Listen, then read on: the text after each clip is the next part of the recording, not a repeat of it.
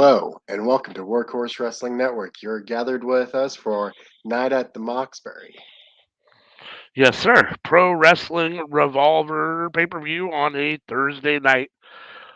Unfortunately, also at the same time as Impact, which means I'm not watching Impact or THH Tree Hill Heat Blunt Impact. So, um, but this pay-per-view should be good. It has a good card. Unfortunately, I didn't have time to create any banners, so I don't have like the match banners on here. But I do have the match card somewhere. Let's see. Do, do, do, do, do, do, do, do. Night at Moxbury. Ooh, I got to play, but it's very loud. Yep, I had to turn my way down. Whew. Yeah, I know that was loud, huh? Okay, so that's not the right one. PWR, Pro Wrestling Revolver Night at the Night at the Moxley, Night at the Moxbury. And it is starting with John Moxley. You gotta do the head thing when you say it. Coming to the ring. Hey, lots of love to Will Ferrell. I don't know if he's watching us right now, but lots of love.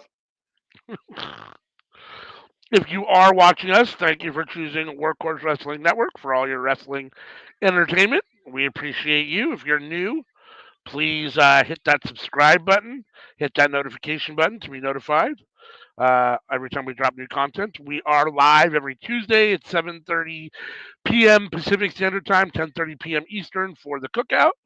Every Friday night for Friday Night Fights, starting at 5 p.m. with SmackDown, live watch-along, and moving on to Rampage at 7 p.m. And then on Saturdays, we do Under the Radar, which is a pre-recorded show where we talk about AEW Dark Elevation, Impact, BTE, and MLW. Hold on for just one second.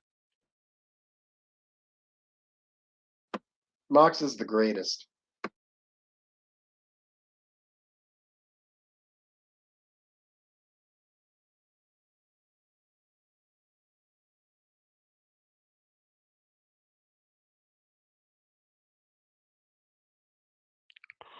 Sorry, I'm still getting over this cold. The lingering cough is still kicking my ass, so I still have these coughing fits where I'll have to mute and pause myself, otherwise my face will get all red and you won't be able to hear anything but me coughing. Yeah, I've been sneezing and having a runny nose today. I don't like it.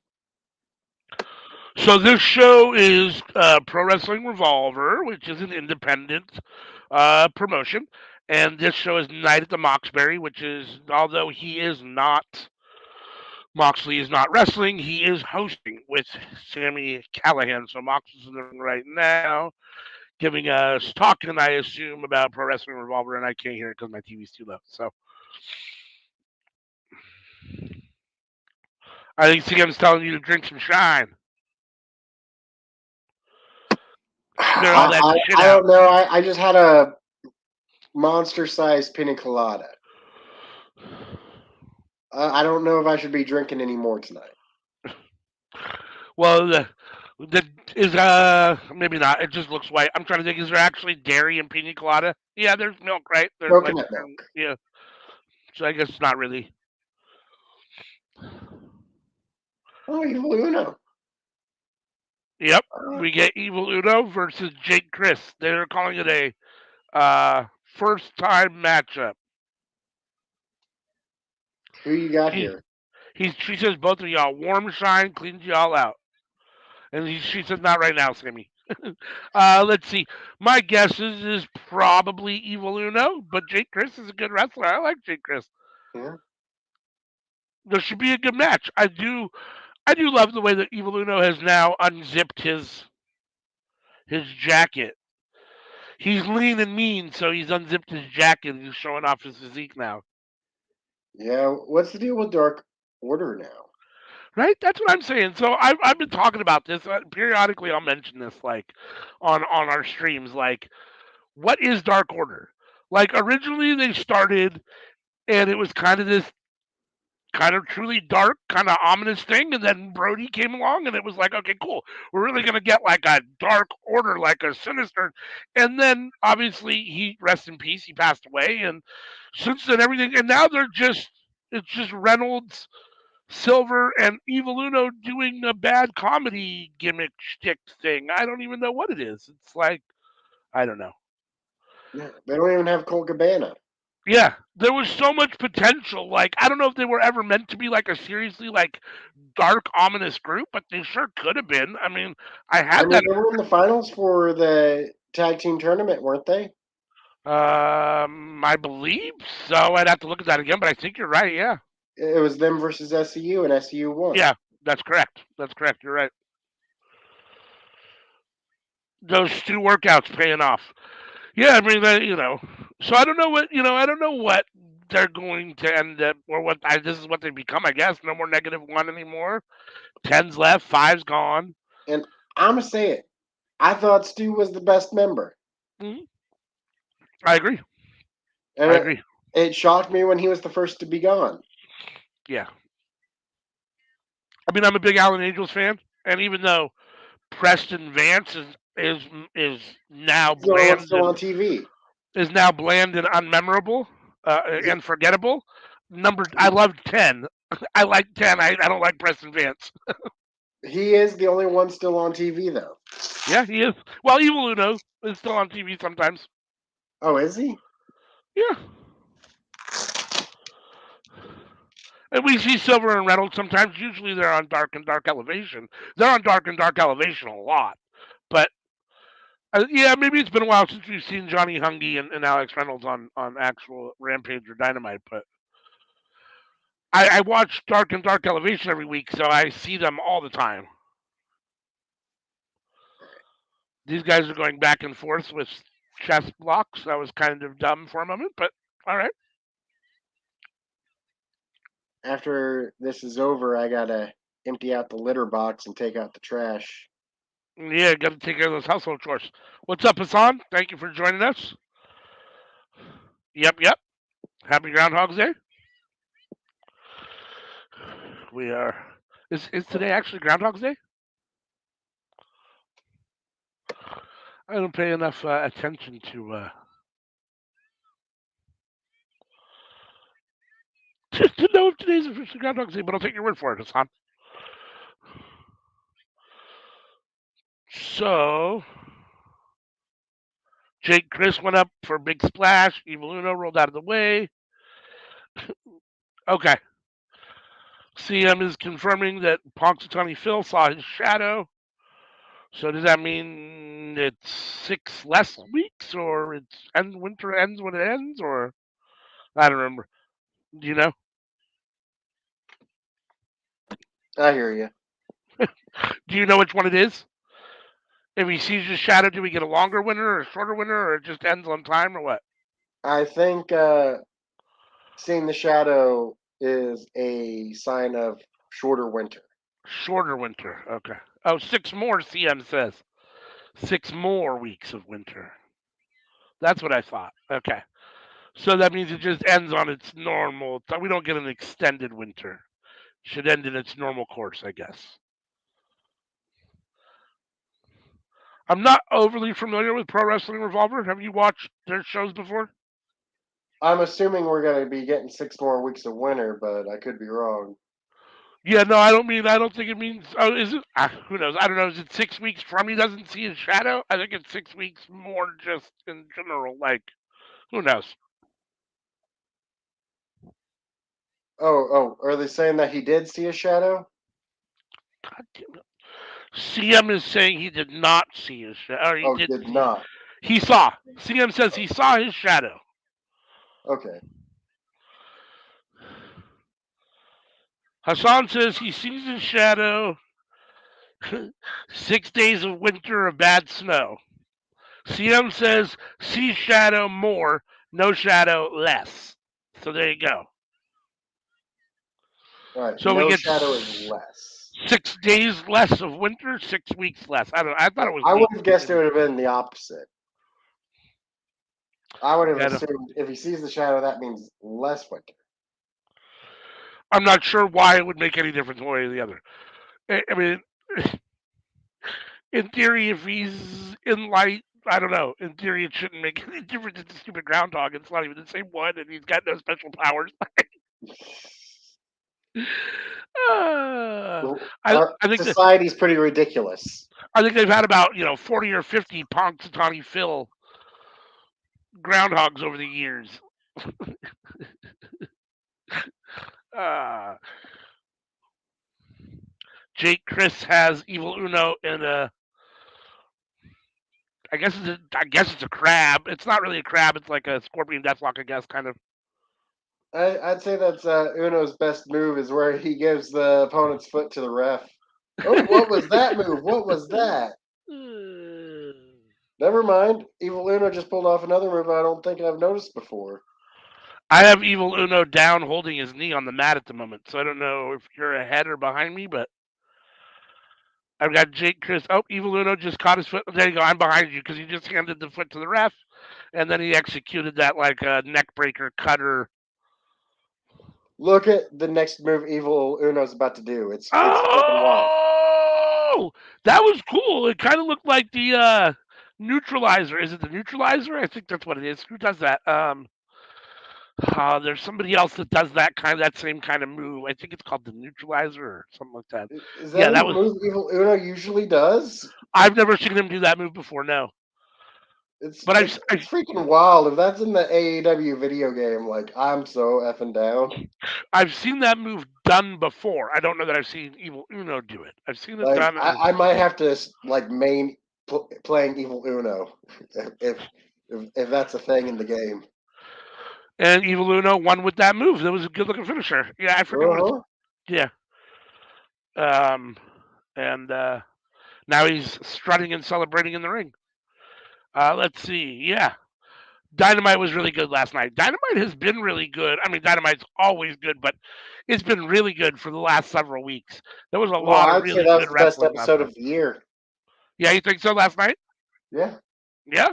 Although the year's only, been a month. Yeah, and I said that about an episode, I think, 2 weeks ago. So, yeah, no, that's what I'm saying. I mean, this month or so far this year, 2023, every episode's been really good. Mm-hmm. Last night was really good.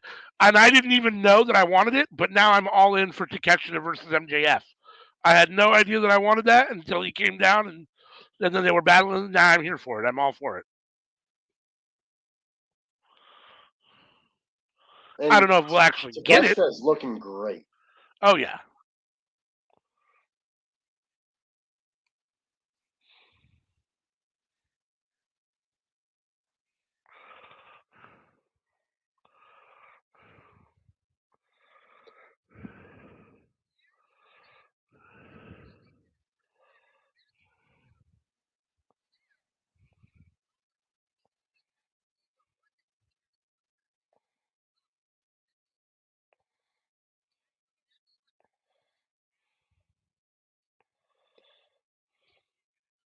Now the person we all really want though is Kota Ibushi.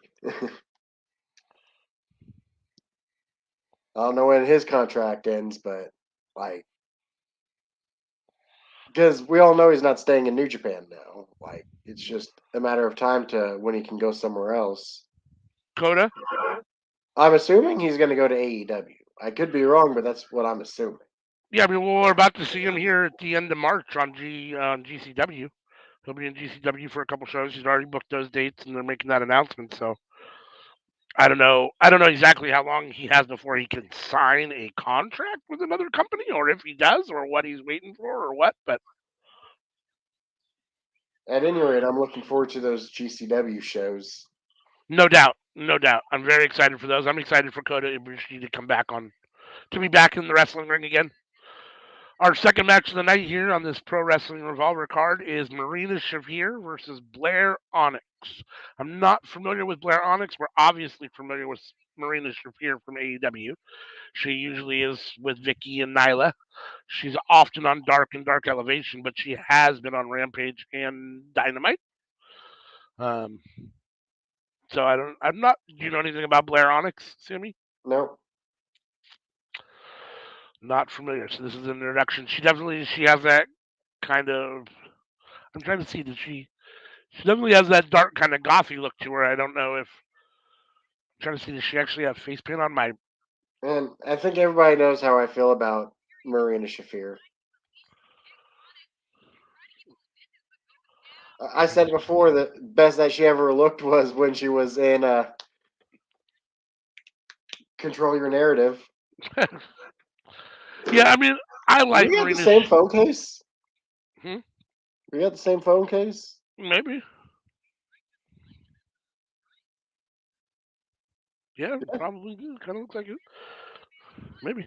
You just Um. have the block on it. Yeah, I got that little pop socket on the back so that I can stand it up. Um. What was I gonna say? Yeah, I mean, Marina Shafir, in many respects, and this is disrespectful to Marina Shafir, but style wise in the ring, she's very similar to Ronda Rousey. I just like her better. I know she has even less personality, which isn't saying much, but I just like her better. She's just more likable. I like having a variety of different kinds of wrestlers, and I like that MMA kind of variety to Shayna Baszler. Now, obviously, Marina Shafir is no Oh, Shayna Shayna does Baszler. better than all the others. Oh, better than anybody, for sure. Which is why I'm so irritated that Ronda gets the rub instead of Shayna. I mean, if you're going to do that with someone, let Shayna do that and fuck Ronda. But, you know, it is what it is. But I like Marina Shafir. I mean, I think she's very young. I think she's only like 24, 25 years old. So she's still learning. She's very green, but I think she has a bright future. And I like her. I just like her. I don't know. So, no submission. What do you mean? The Oh, ref gave a 5 count for the submission, oh, interesting. Oh, she tapped out though. She just tapped out. but apparently no tap out. The ref counts to 5 and Oh, then forces the break.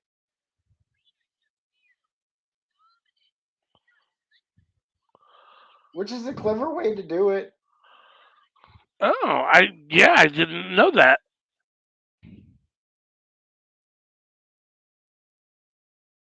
Or maybe that was the end of the match there then. Okay. I don't know. Oh shit, I'm way wrong. So as usual, CM. Yeah, yeah, you're right. My bad. I thought someone had said in what you call it that she was young. So I misheard somebody I thought say that at one point. But you're right. She is 34. I googled it. She is 34. So Okay, I figured out what it was. The 5 count, that was for her getting disqualified because she didn't release it. So So the on woman account, tapped, the ref counted to 5 and then disqualified Shafir because she didn't let go of the hold after the woman tapped. yes, that's Okay. what happened. Okay. Well, that makes sense. Good for the ref. Like that really confused me though. I gotta turn this volume up a bit.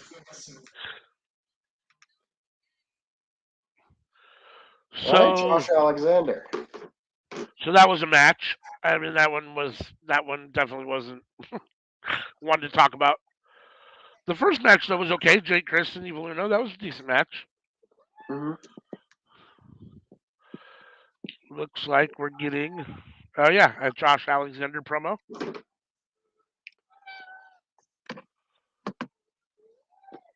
Speedball Mike Bailey. What about him? He's up next? Uh huh. Yeah. He's got some sort of something going on. Open invite scramble. There you go. Open invite scramble. I'll be right back. Okay. I'm gonna put my pajamas on. Alrighty. So this speedball open invite scramble consists of speedball Mike Bailey, Gringo Loco, Jessica with a K, Fulton, Tyler Matrix, and Jared Diaz. Tyler Matrix and Jared Diaz, I have no idea who they are. No familiar. I didn't say 34 was old. I never said 34 was old. I just said older than I thought she was. Believe me, I'm 46. I'm the last person to think 34 is old. So I'm 46 and still think I'm young. So I know I'm naive, but so Mike Bailey coming down to the ring right now, doing his normal martial arts entrance.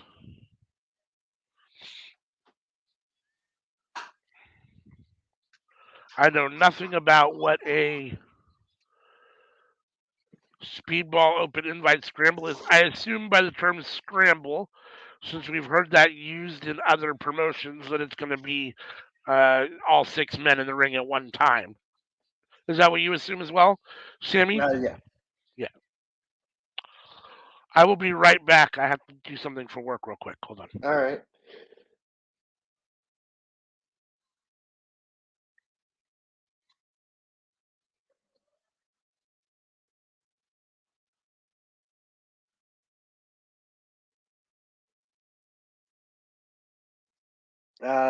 Scrambler. I think that's the name of the one fair ride that spins in a circle while spinning in a circle. Awful way to say it, but that's what the ride does.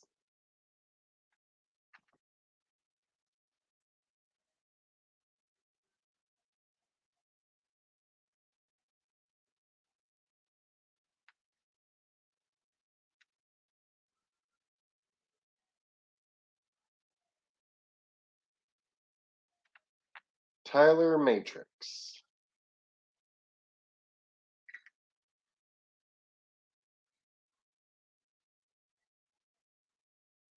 Yeah, I'm not familiar with this guy. I don't know if anybody here watching with us right now is familiar with them.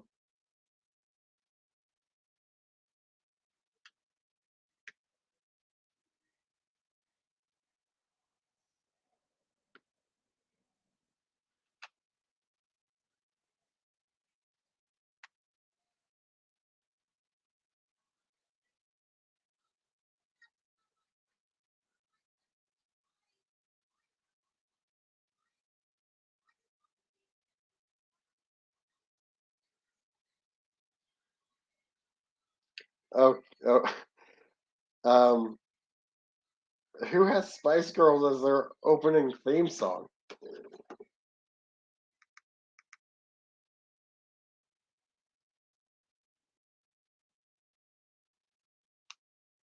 Fulton? Madman Fulton?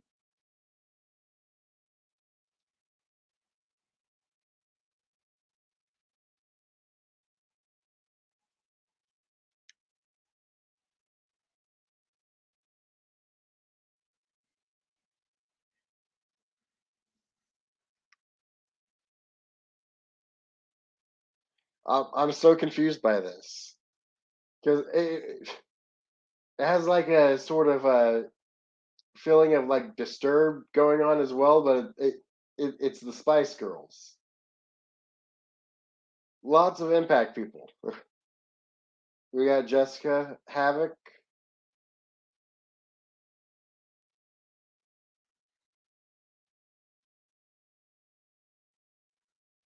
One half of the Knockouts World Tag Team Champions.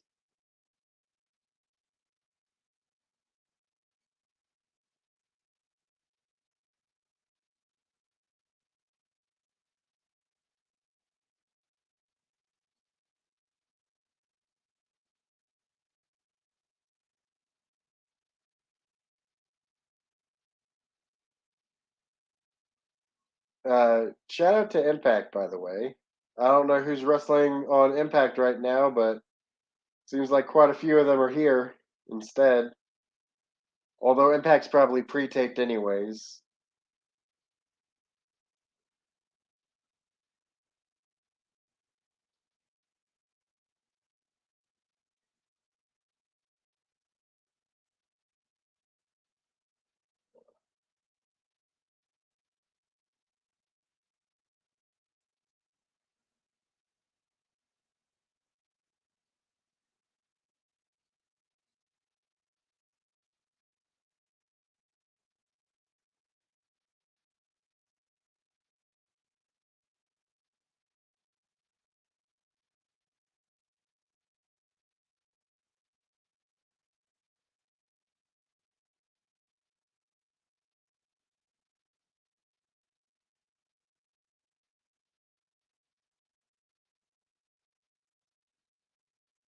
All right, and the bell is rung and the action has started. We immediately have two people fighting on the outside of the ring now. Not wasting any time, aside from the people in the ring.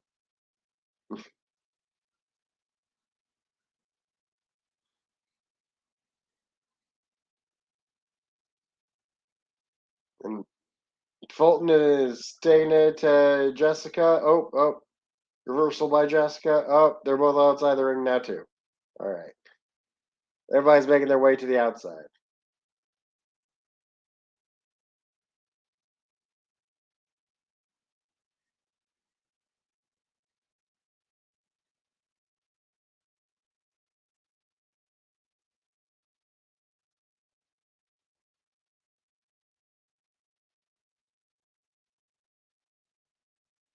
I mean, in such a small setting, I think it makes a lot of sense to be wrestling on the outside.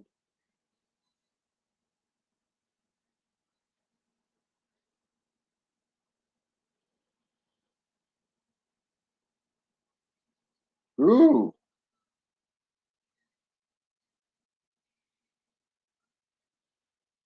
impressive from Diaz. Seems like a guy to be keeping an eye out on.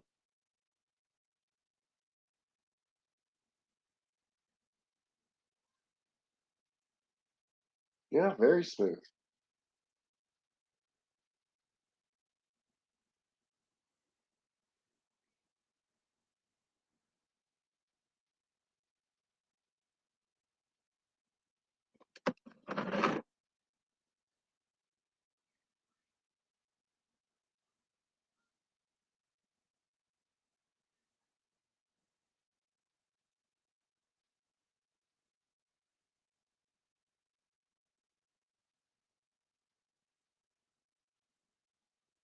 And Gringo Loco and Speedball Mike Bailey here just going at it. Very impressive from both of these gentlemen.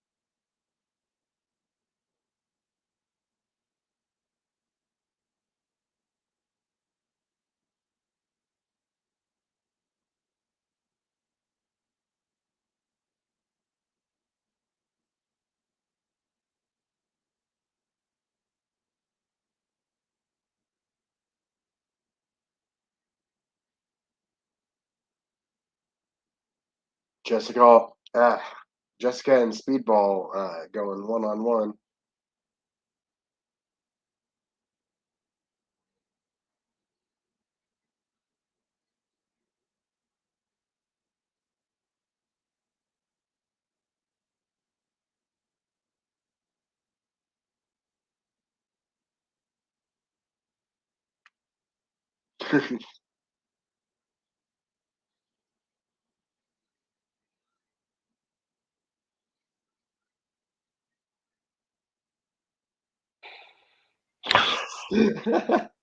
Sorry, I had to type an email to my boss. Yep, so now we got Speedball. I got Speedball and Jessica getting ready to go at it. Speedball just kicked her in the leg. She's making a huge deal about it. Screaming, "Oh my god."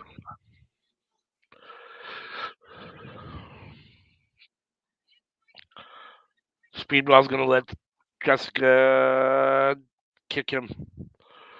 Let's see what she does here. She's warming up. 2 practice kicks. And then she kicked him much like Orange Cassidy style. Yep. That's what I felt about it too. Oh, and they both did a little spin and ended up in crane kicks looking at each other. And did a little crane. Did a little double crane pose. All right. Oh, the guy in the ring, Tyler, what? What did we say his name was? Matrix. Tyler Matrix. All right.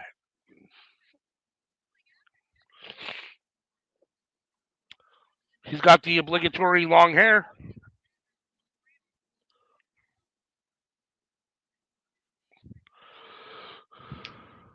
I mean, I feel like that's what it is, isn't it? You either have long hair or a shaved head. No doubt. Very, very rarely is it in between. And more often than not, if you can have long hair, you do. Like the ones that don't are the ones that have to shave it because they're going bald already. Or their hair's just on the thin side, like Kevin Owens. Yes, there's that.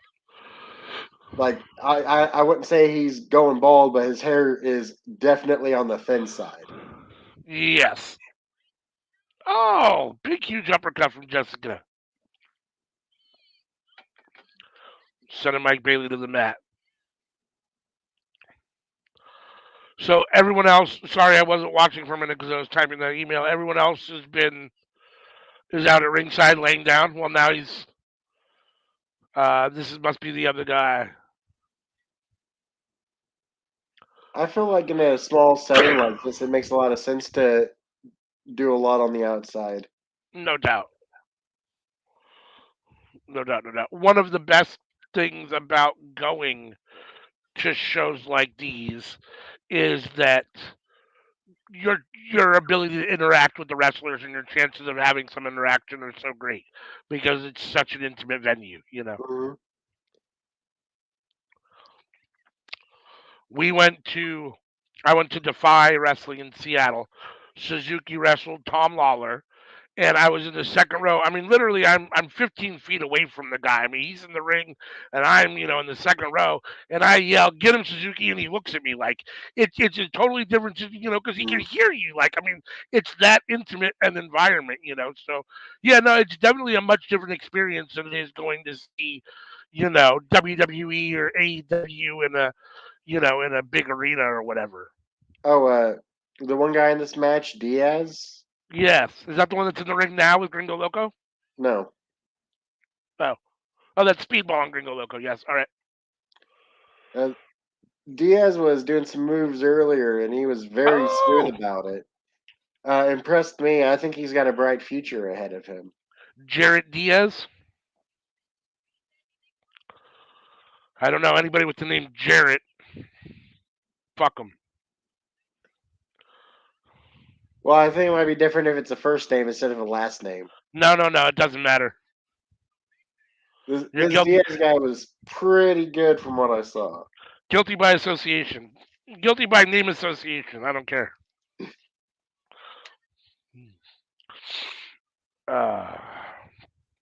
Big splash in the corner from, I don't know. Does Diaz have long hair too?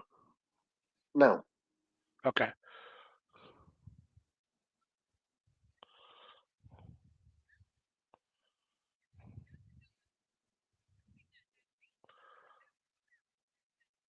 Jessica and Fulton going at it.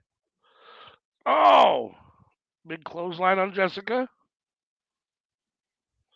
Oh, Jessica with the big right hand. This has been a good match.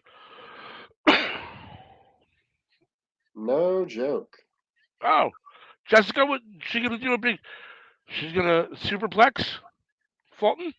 Oh, nice, nice, huge superplex off the top rope. Jessica superplex Madman. I don't know if he's Madman Fulton. They just call him Fulton here, I guess. But you guys know him as Madman Fulton from Impact Wrestling.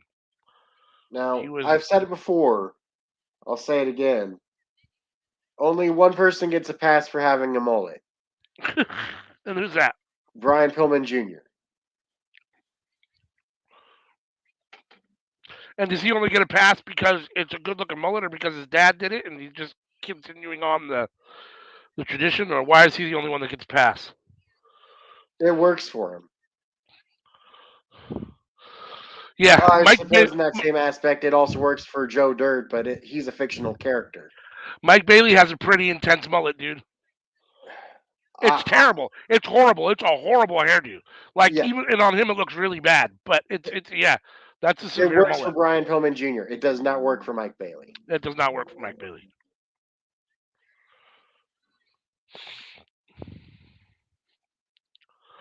Gringo, Loco, and Mike Bailey in the ring alone together? I've never tried a mullet. I don't plan on trying a mullet. I might be one of those, 0.0001% of people who can pull it off effectively, but I'm not taking the risk on that. So when I was, in, I don't know, I want to say what, 13, 14, 15, 16, 17, somewhere around there, 13 to 17, they were really popular. Everyone had mullets, late 80s, early 90s. Like, everyone had mullets. My wife contests I did. I contest, I'll show you pictures that they weren't mullets. I did have curls in the back, but I had it all going from the top all the way back. It wasn't short on the top. Like, she argues with me because we knew each other when we were younger, but I've never had a mullet. I will never rock a mullet. Yeah, I got the curls in the back myself. Yeah. But I got it so long on top that, it drapes over my curls in the back.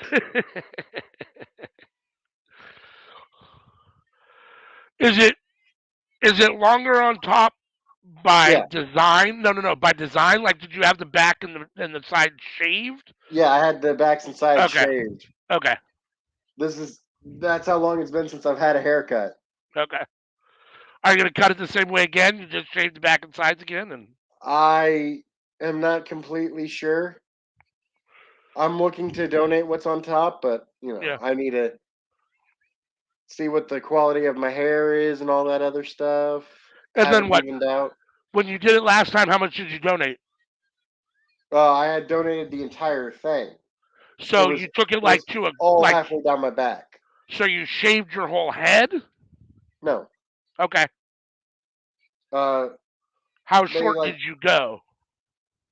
They cut it off here the last time. Okay. But this time I'm looking to have it cut off here. Oh, okay.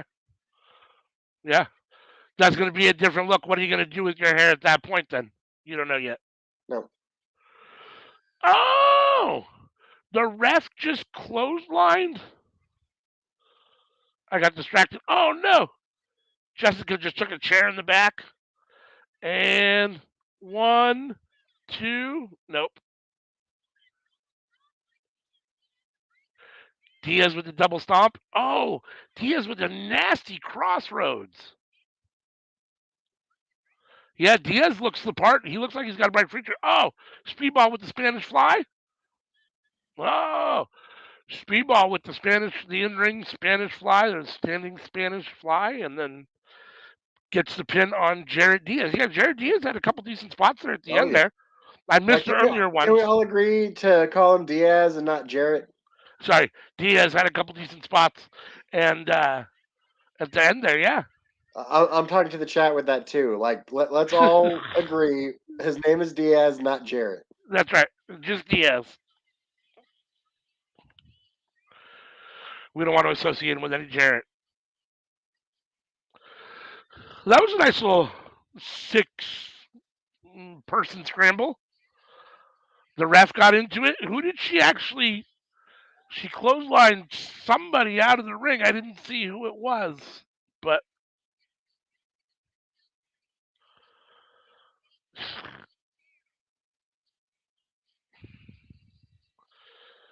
all right.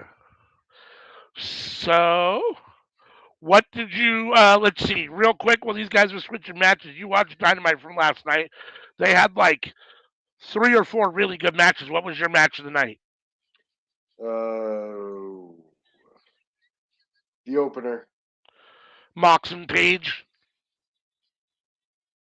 Yeah. Man, there were so many good matches on that card. But my MVP goes to Samoa Joe. Yeah, I mean, I think my match of the night, just because I'm such a huge Samoa Joe fan, had to be the main event, and that match was brutal too. Joe and Darby just worked so well together.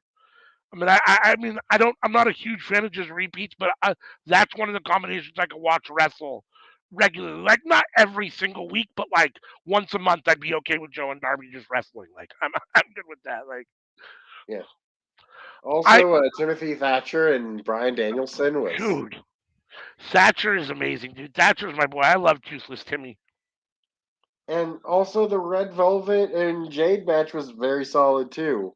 There really wasn't any bad matches per se. The acclaimed squash match, but that was really more about the segment, the post match stuff than it was about the actual match. Like that wasn't a serious match, but it did have comedic moments in it. Like they goofed around, the opposing team scissored. Max Caster's rap was solid. His rap is always solid, and the post match stuff I think is important because I think we're finally going to get. I predict that Billy Gunn is going to help his kids and fuck over the Acclaim to get them the titles. Yeah, I could see that. I'm a little. I guess it doesn't really matter because it's going back and forth between Joe and Darby, but I feel like the TNT title's been a little bit of hot potato, and that I'm not a big fan of. It's been on 4 people now in the last 3 months or something. So like, I don't know. That I'm not super excited about, but I'm always here for Joe and Darby wrestling. So yeah, last night was a really good show. I would say that was like 8.5 or 9 out of 10. That was a really good show. So our next match on here, we get Wheeler Yuta, the ROH Pure Champion. Like all those matches were basically pay-per-view quality. No doubt, yeah. No, I mean it felt like last night felt like it could have been Winter is Coming, a Fighter Fest, a Grand Slam. Battle of the Belts. Yeah, could have been one of those kinds of shows for sure. Road Rager. It was a really high quality Dynamite for sure. Yeah, I love that AEW does those shows. It's just crazy to me that last night wasn't one of those shows. It was just a show. It was just a regular Wednesday night Dynamite. But like the card was like one of the best cards ever. No doubt.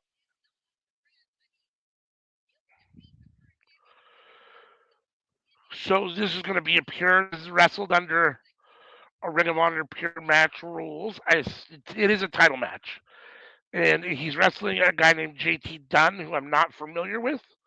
They call him the Unit. I don't know if you know anything about him. No, I don't. I don't really like calling another man the Unit, or talking about another man's unit, but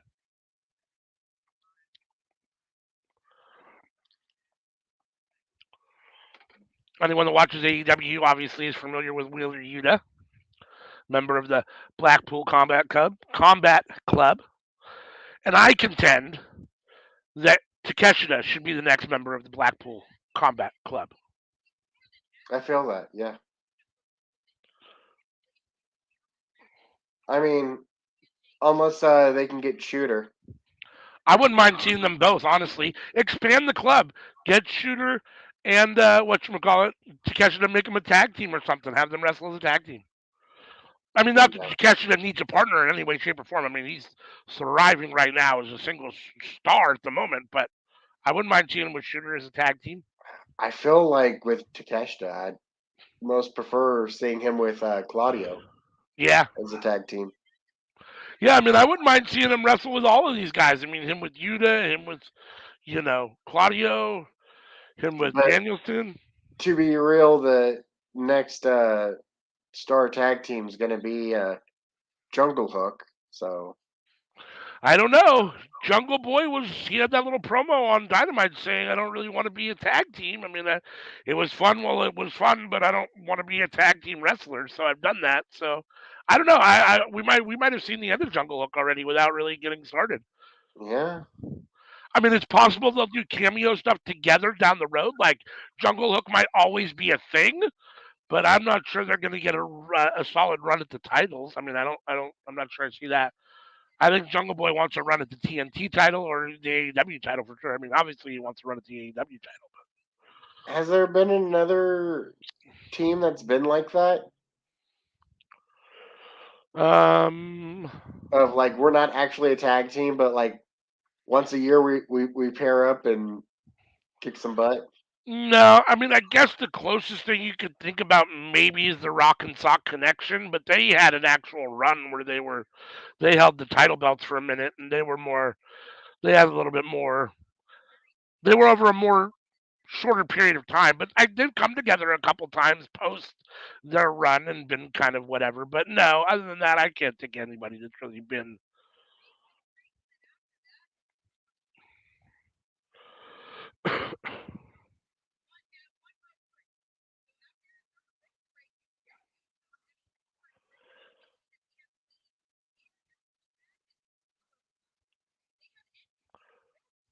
So did whatchamacallit already use his, or was that just the first rope break? Did he use his first rope?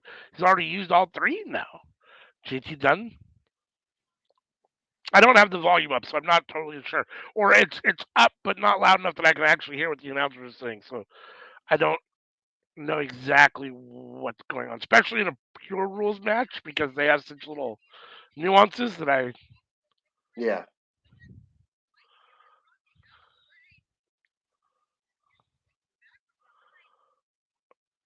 The pure matches you definitely need to pay more attention to. No doubt, no doubt.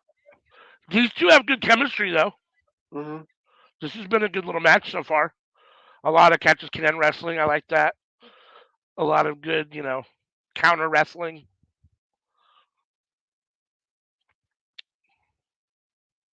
I like Wheeler Yuta. I don't care what Romeo says. Shout out to Drew Gulak. Yeah.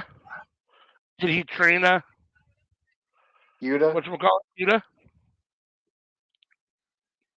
Yeah, no, I mean, Drew Gulak, from what I understand, has had his hands on a lot of guys that have been successful. I mean, I guess he's a really good trainer, so he's a really good wrestler.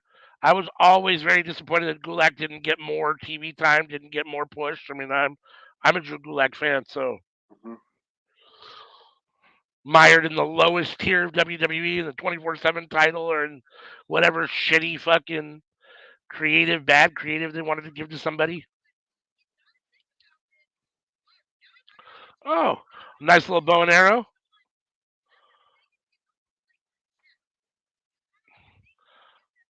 Oh. Oh, big chop. JT Dunn, Wheeler Yuta, and Dunn are exchanging chops. Oh, not anymore. Now Wheeler Yuta's taking control. Chop and Dunn in the corner. Forearm chop. Forearm chop. I think Wheeler Yuta could use a little bit of work still on his promo stuff, and he could use a little bit more personality. But I really like him. So I was talking with my buddy the other night, and he had asked during the show, how many titles are in AEW? And I said 6. Oh wait, no, 7. He was surprised. I was like, yeah, well, I mean, half of those are ROH titles, though. Yeah. I mean, I don't know that I consider I don't know. I mean, they're defended on AEW TV quite often, but I don't know that I consider them AEW titles. I mean, when I think of AEW titles, I think of the AEW World Championship, the TNT title, the All Atlantic title, the TBS Championship, the Women's title, the Tag Team Championship, and that's 6 already, and those were actually AEW titles. So And the trios. and the trio. So we're at 7, and those are actual AEW titles. We haven't even talked about ROH.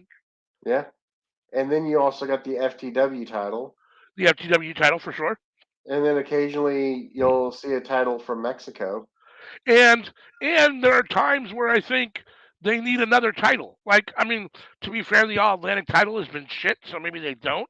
But I feel like I don't know where it would be or what kind of title it would be, but I think wouldn't a mind another middleweight title. Yeah. 170 pounds. Yeah. Yeah, I'm good with that. A middleweight / cruiserweight type of title, something like your that. Darby Allins and your Jungle Boys. Yeah. Like, because WWE does the cruiserweight, and that's cool and everything. I feel do something a little different. Yeah. And with middleweight, 170 pounds, like, yeah, definitely a different like set of people for that. No doubt. Yeah, I mean, I'd be good with that.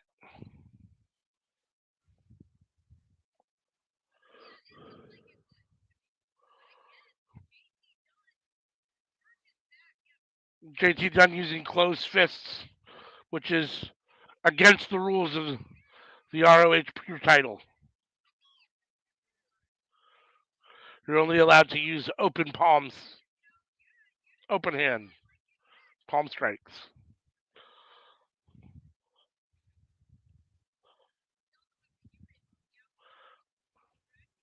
Oh, JT Dunn throws Wheeler outside.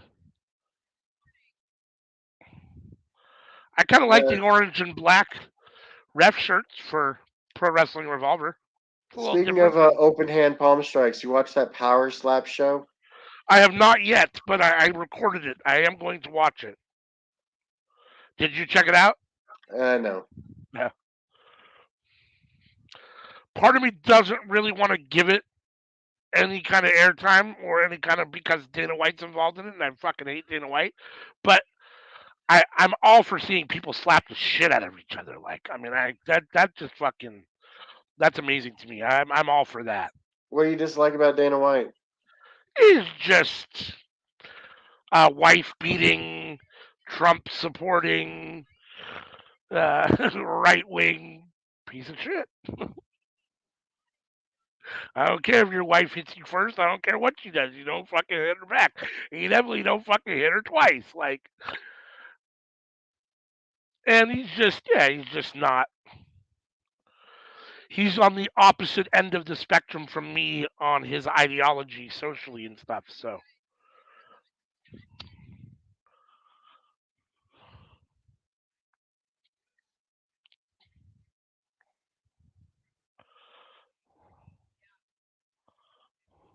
All right, I'll be back in 1 minute. Right on.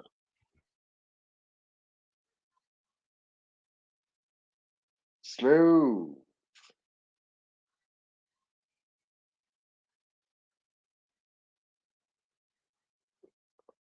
I don't know if you'd call that skinning the cat, but that's basically what Yuta did on the bottom rope. Slid back in the ring to. I feel like this match is about wrapping up. Yuta is going wild, strike after strike. Hulkamania is running wild. Oh no, kick out. I'm wrong. The match will continue. The pseudo skinning of the cat was cool. Or the modified skinning of the cat was cool. Yuta's definitely. Oh, you're ahead of me you're a little bit ahead of me, so I don't know how or why, but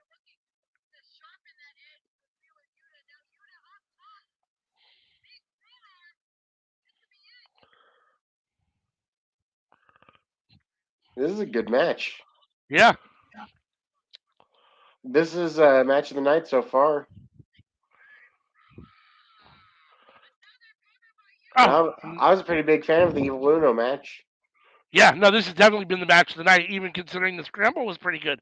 I mean, I thought the Evil Uno match was good, and then I thought the Scramble match was better, and then this has been even better than the scramble match.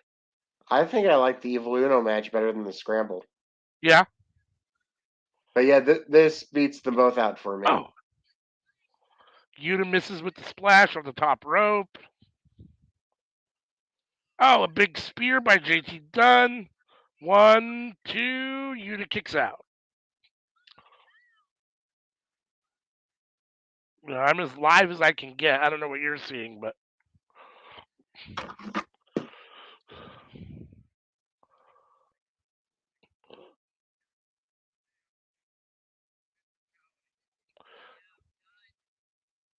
I've got JT Dunn. He's winding up to do something. Oh, he was going to give a rolling forearm, it looked like. Yuta countered. All right, I paused. Dunn countered. Switch. Oh, Yuta with the roll up. Oh, Yuta into the ref bump. Okay. Oh, the low blow. Yeah, I should only be a couple seconds ahead of you now. After Oh, JT Dunn with the low blow. And then I assume the two idiots on the outside that are all excited are JT Dunn's people.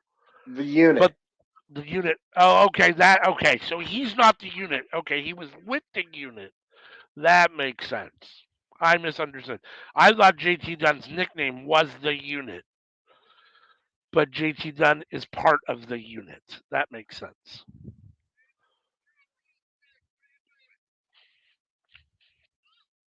Oh. I totally missed what happened there. Dunn went to use the... Oh, Dunn kicked out. Oh, here come the Blackpool combat, the BCC elbows. Oh, Gunn is definitely out. He looks unconscious. Okay. Oh! That's a nasty little crucifix finisher. Mm-hmm. I don't know what that is. Not as nasty as what Mox did to Hangman Page yesterday, though. No. Like, I remember when that happened, I was like, how do you even kick out of that? Like, wouldn't you basically have to do a sit-up and carry Mox all the way from your head to your feet in order to get out of that situation? Yeah. That was a really good match. Like, I don't know how you're going to do a sit-up with a person over your head and taking them with you. Yeah, I don't know either. Oh, Yuta's got his hand extended. Is Dunn going to shake his hand? Or not?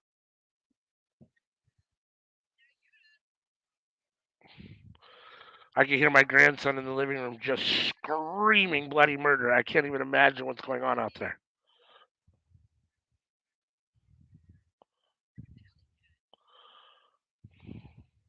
Oh, Allie Katch is part of the unit. Okay.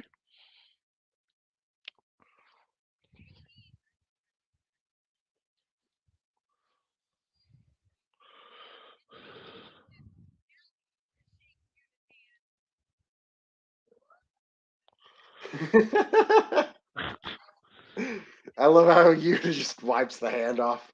Right. Didn't want all them cooties, huh? I guess not.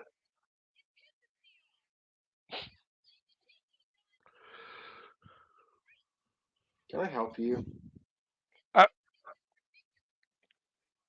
Your cat? Mm-hmm.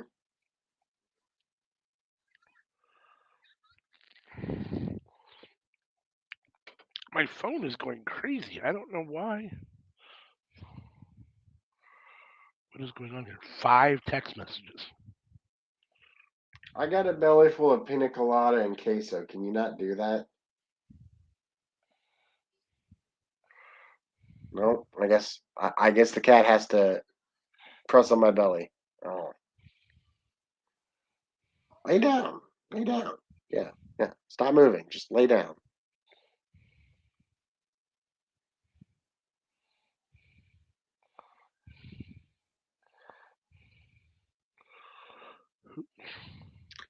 Right. Well, I would assume Steve Maclin's got this one. Why? Who is trying to use? Somebody appears to be trying to use my my PayPal. I keep getting emails for a code saying PayPal, but I'm not trying to use it, so I don't know what's going on. All right. So, whoa, we've got a big dude in the ring right now. Holy smokes.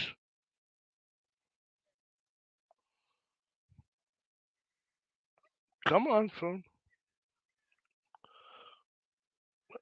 Where's on? Okay, so let's see if I can get live here.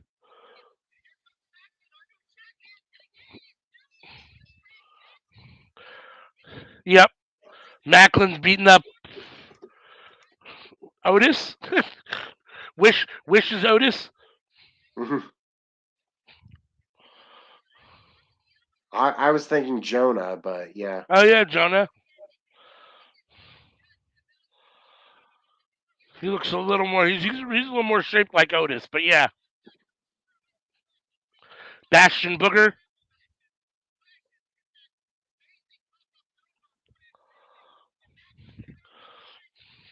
Crash and Maclin. Yeah, I assume Maclin will win this match.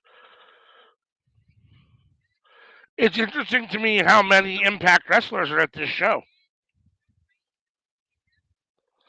It seems like there's been at least one Impact wrestler in every match. Or AEW or Impact. I guess yeah. Dark Order or Evil Uno. Half the show's been Impact. Yeah, no doubt. Oh, big superplex outside the ring. Crash. This guy's name is Crash something. Let's see. Maclin. Crash Jaxon. This is the Revolver World title match.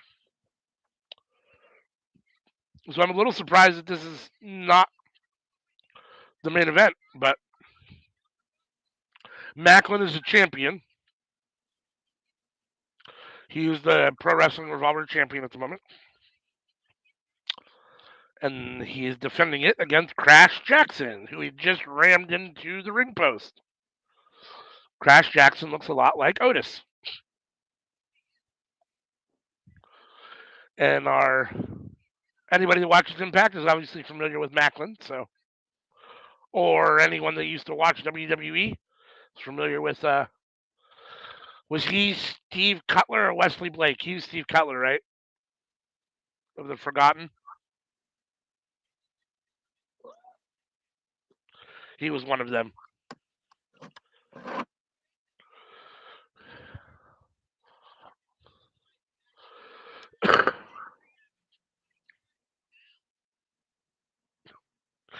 We've got the cat on the stream.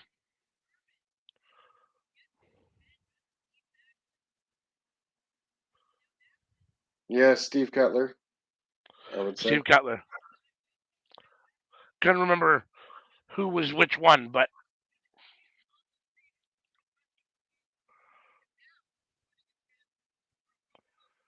well. Oh. Yep. Oh. Maclin's using the top of the chair to just hammer it into Crash Jackson's midsection over and over and over again. Oh, Maclin's taking a seat in the middle of the ring, taking a break.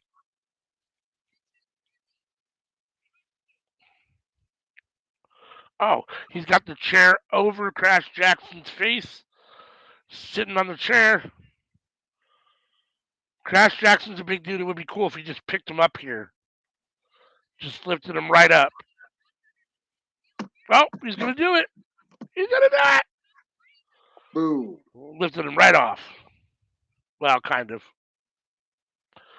It could have looked a lot cooler, but Maclin's attacking him with the chair. Maclin's on the second rope. Oh! Elbow drop with the chair. Chair drop from the second rope. 1, 2, and a kick out from Crash Jaxon.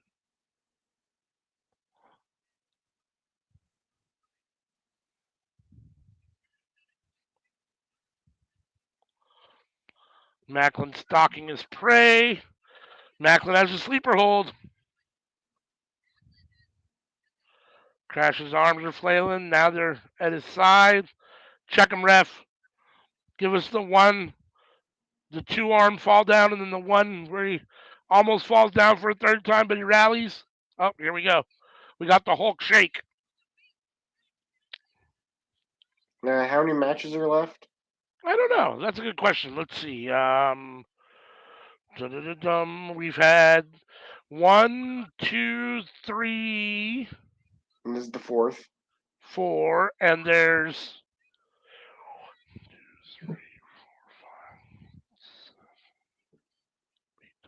8 total. So there's 4 more. Okay. I think it will go till 8 o'clock. I have a feeling it will be 3 hours from 5 to 8, or 8 to 11 your time. Actually, sorry, 7 to 10 your time.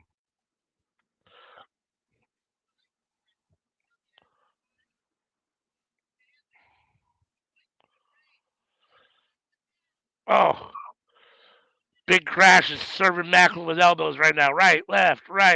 Big nasty elbows. Maclin looks out on his feet. Oh, big clothesline. Maclin back up. Oh, another big clothesline. Yeah, Macklin's getting whooped at the moment. Oh. Release suplex. Belly to belly. Oh. Crash is throwing Maclin around at the moment. Oh. Saito suplex. Crash moves around pretty good for a big boy.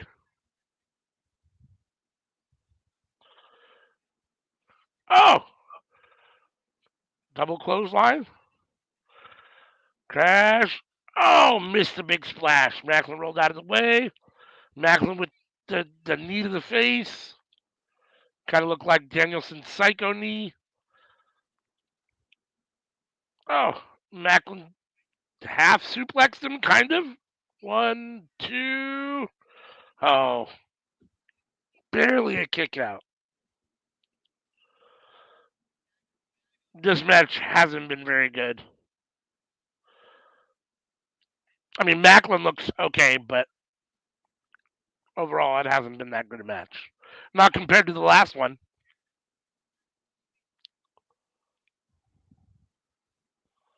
Maclin with the chair again to the midsection. Oh, Maclin. Oh, Maclin hit himself with the chair.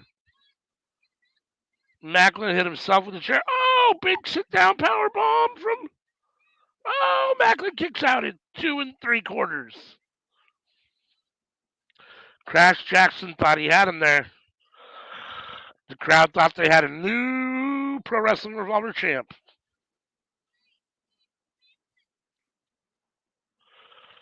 But it was not to be. Maclin is still alive. There is still breath in the champion.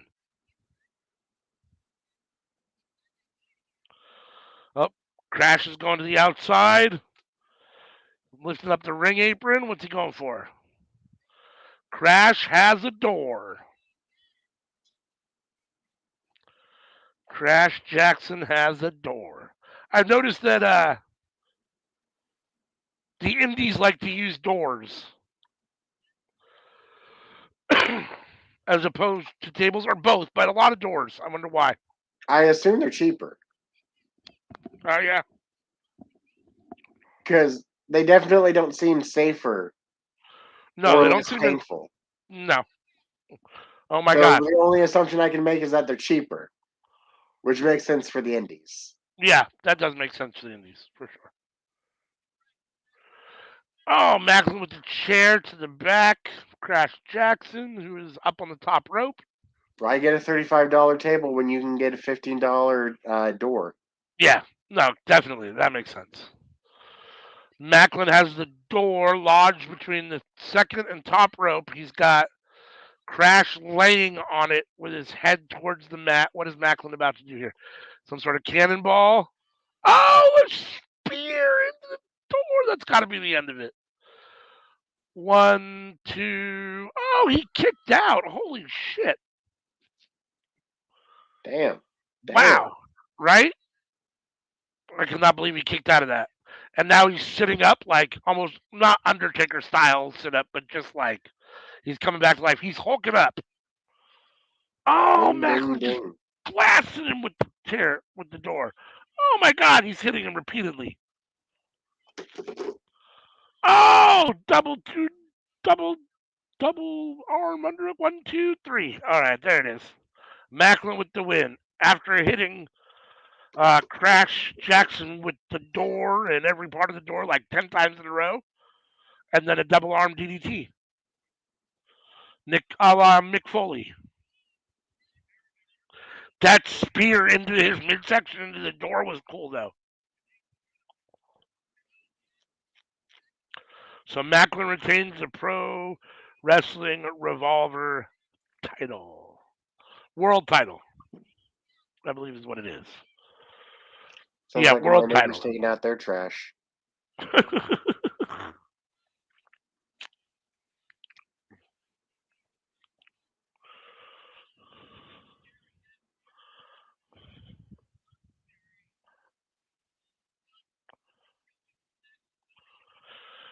The ring is just shit everywhere. Broken doors, everything.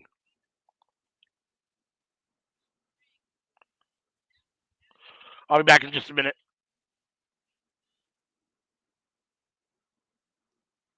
Maclin's not a Ring of Honor wrestler, but you gotta appreciate the shaking of hands at the end of a match.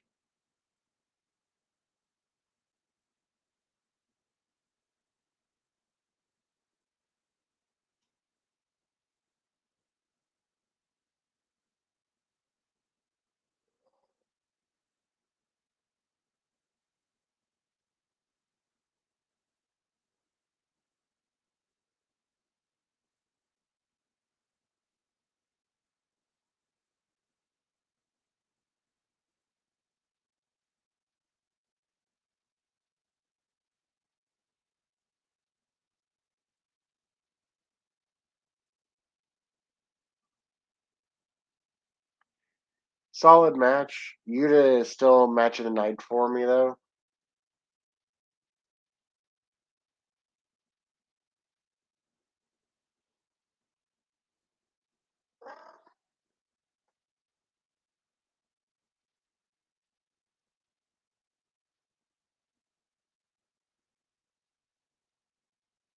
Looks like it's going to take them a minute to clear out the ring here. Lots of debris and whatnot. That reminds me, you hear about that cheese factory explosion? Because debris was everywhere. Doo-doo-ch.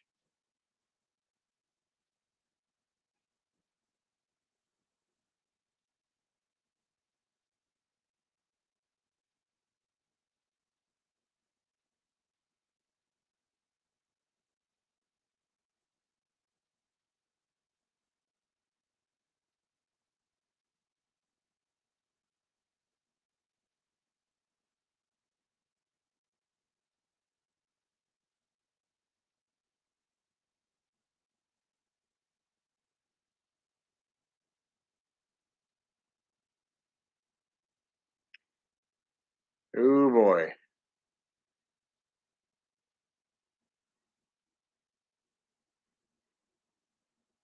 I don't know if that's a spoon or a fork, but it definitely should not be used like that on a person's face. I know that much. Holy shit, I come back and Mox is fucking jabbing a fork in Jimmy Jacobs' eyeball and forehead. It's a fork. I couldn't tell if it was a fork or a spoon. I don't know what the fuck it is, but some sort of fucking metal utensil. Yeah. What happened? What did I miss? Why is Moxley in the ring? It got started real quick. Like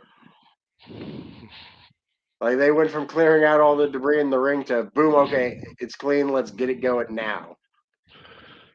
Did Jimmy Jacobs come down and talk some shit to Moxley? I didn't have it loud enough for me to hear any shit. He's hammering him again. He's gonna kill This Jimmy match Jacobs. got started real quick.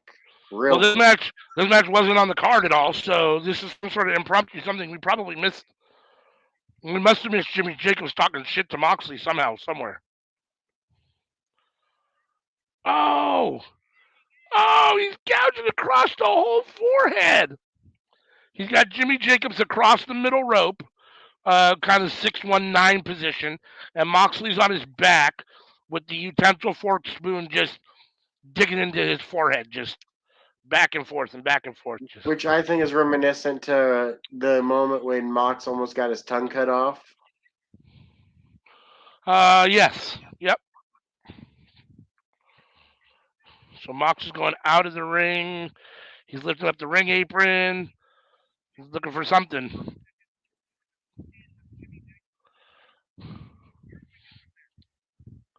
Sweet. I didn't even. Yeah, we weren't supposed to have a John Moxley match. I'm down for it. And steel chair landed on its side. Yeah, I saw that. So Mox put a chair in the ring, which means he's going to go take it and use it against Mr. Jacobs here. Oh, big boot to the forehead. Oh.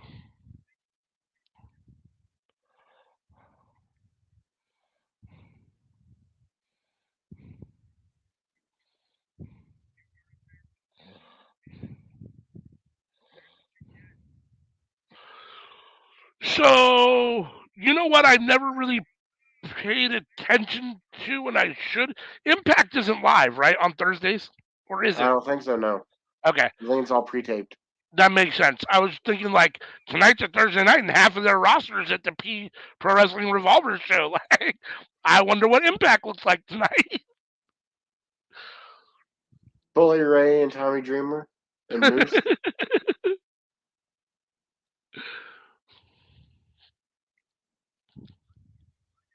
Man, I think a lot of people would prefer it that way. Well, yeah. Oh, Mox has a chair in between the top and second ropes. Set up. He's going to smash Jimmy Jacobs into it in some way, shape, or form here.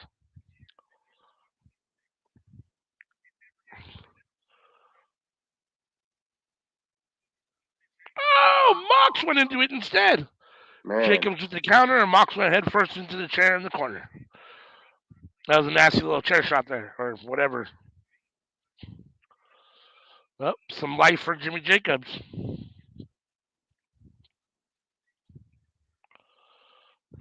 Yeah, is he going to get back onto his feet? Looks like it. Jacobs is holding on to the top rope. He's on the second rope. Oh, he did it. Moxley stalking him, though, from the back. Or maybe not. Maybe Moxley just...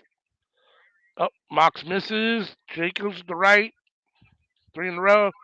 Whips Moxley off the rope. Oh, Moxley kicks him in the face. Big clothesline from Jacobs.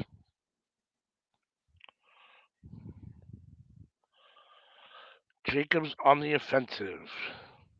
Oh, counter from Moxley. Jacobs in the rope. Back elbow. Oh, a cutter. Second rope cutter. Jimmy Jacobs. Yeah. Mox does his cutters a bit differently. Yeah. Like with Randy Orton, he does the cutter, but he will throw his feet back. Right. Mox will throw his feet forward. I never really noticed, but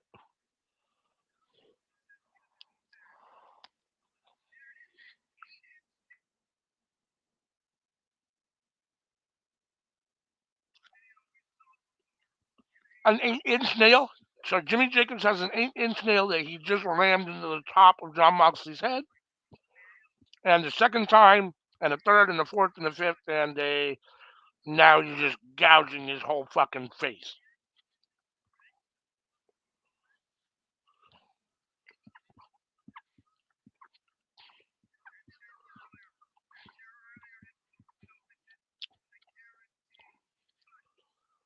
Like,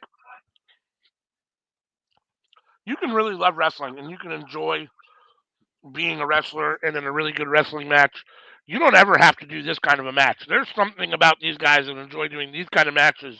Moxley, Nick Gage, that's just, I don't know, they get off on the blood and the fucking, it's insane. Oh, Jimmy Jacobs is just rubbing his blood all into Moxley's blood. Mox is one of those guys, though. He'll give you the same performance whether it's 10,000 people buying the pay-per-view or 100,000 people buying the pay-per-view. Yeah, well, and you get the same performance whether it's a death match or it's a or a more traditional style match. I mean, you always get Moxley 100% all out. But it's amazing to me how many of these types of super bloody, I mean, I don't know that I'd call this a death match, but this kind of super extreme style almost that Moxley's definitely become pretty famous for.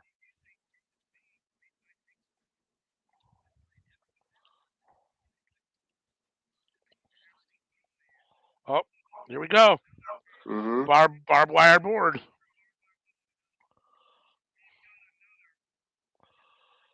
Oh. And just in case you weren't sure it was real sharp barbed wire, it's all stuck to the bottom of the ring apron. Can't get it loose. Somebody is going to be thrown onto that. No doubt.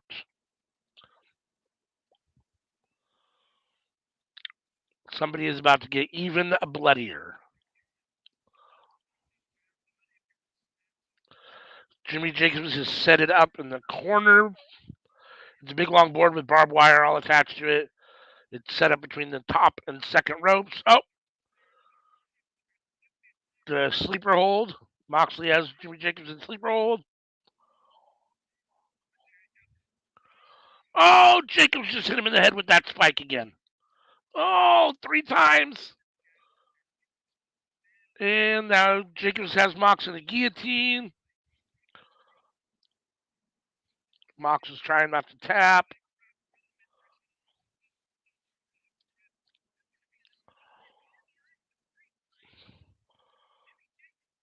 Mox is rallying. Got the Hogan shake going.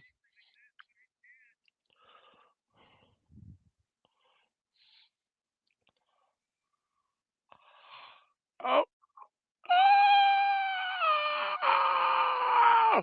Mox just threw Jimmy Jacobs onto the barbed wire board in the corner.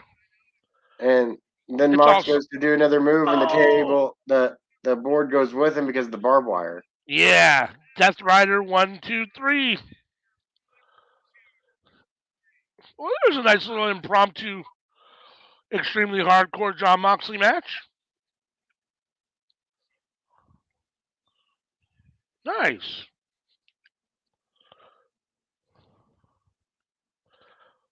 I was secretly hoping that with a show called Night at the Moxbury and him hosting that we might actually get him in ring doing something, and we did. Yeah. So I'm happy about that.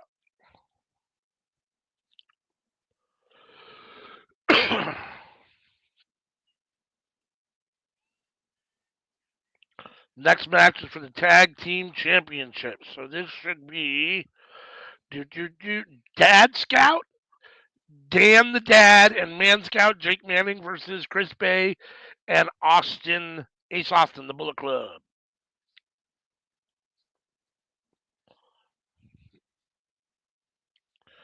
Let's go, Bullet Club. I believe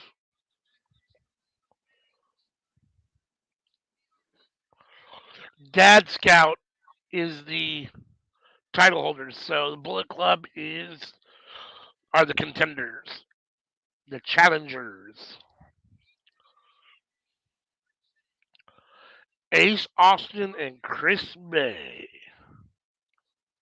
with Gia Miller.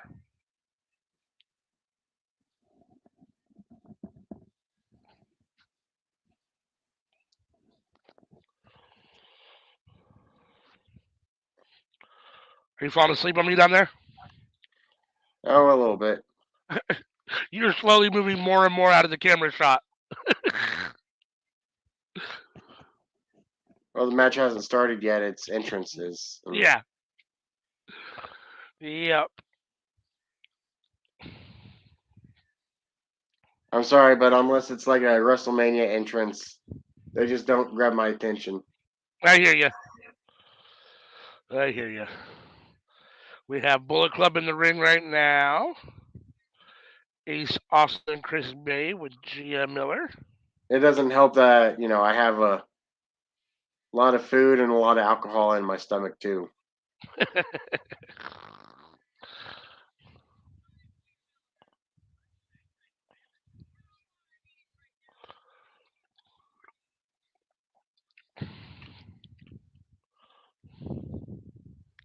Manscout Jake Manning. Yep. Manscout Jake Manning. That's a terrible fucking gimmick. Manscout? Hey, he's got the title. Yeah, these are the title holders. I think his partner is Dan the Dad.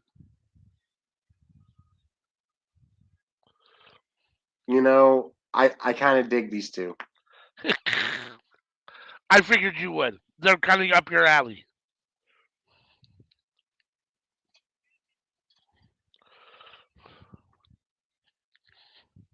Like, I kind of want to watch them do a promo where one of them's cooking on the grill and the other one's doing a bonfire.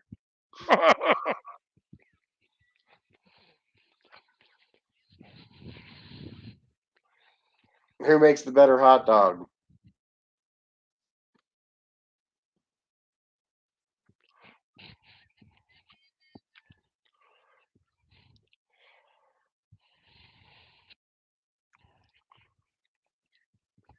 That's a lot of hip shaking.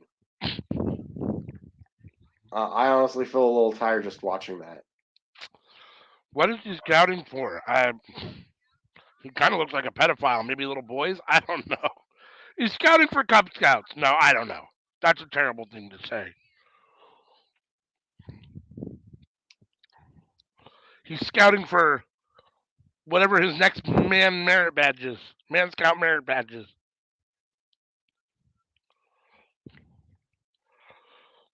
To be fair, I think the Scouts had a lot less problems than the Catholic Church did. Oh, yeah, no doubt. No doubt.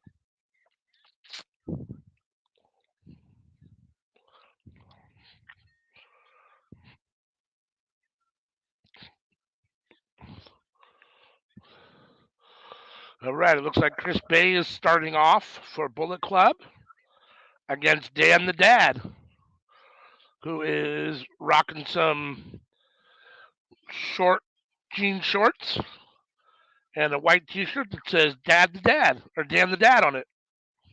He looks like he's a counselor at a summer camp.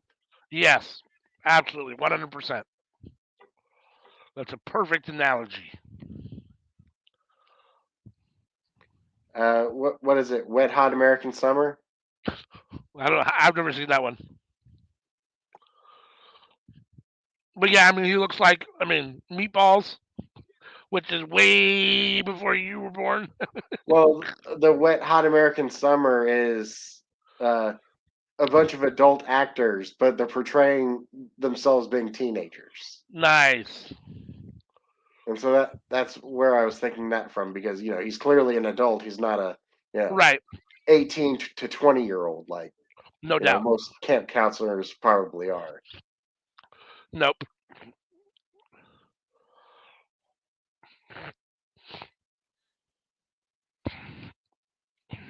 I'm with CM. CM says, "Let's go, Chris Bay." Chris Bay is starting off with Dan the Dad. Dan the Dad's got Chris Bay's arm wrenched around. Chris Bay reverses into a hammerlock.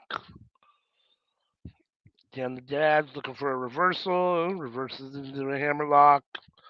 Dan the Dad now has I a don't know headlock. how to exactly feel about the Bullet Club team, because I love Chris Bay, but I don't like Ace Austin. Yeah, I know. So You said that before, yeah. And you're a huge Bullet Club fan, so you got to be torn just in general with the fact that they have a guy like Ace Austin who you don't like in the group.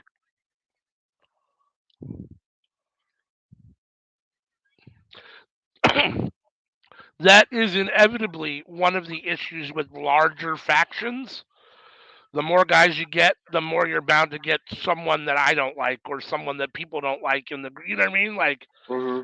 in general.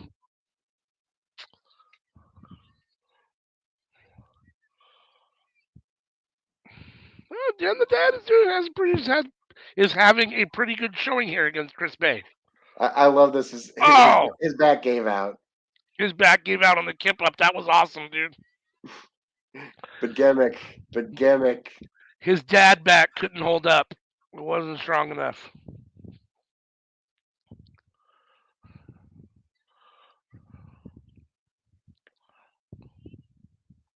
I'm not gonna lie. There's some days that I feel like I can't do anything unless my back gets popped.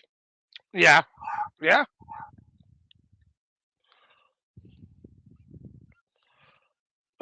He tried to do it again and couldn't do it a second time. Chris Bay's trying to help him now. Chris Bay's holding his hand, trying to help him. All right, I'm a little bit ahead of you. I'm gonna pause for. Now we've got Chris Bay and Ace Austin both holding his hands to help him do the kip up. Here we go. Oh, he finally did it. Yay! Dan the Dad finally did the kip up.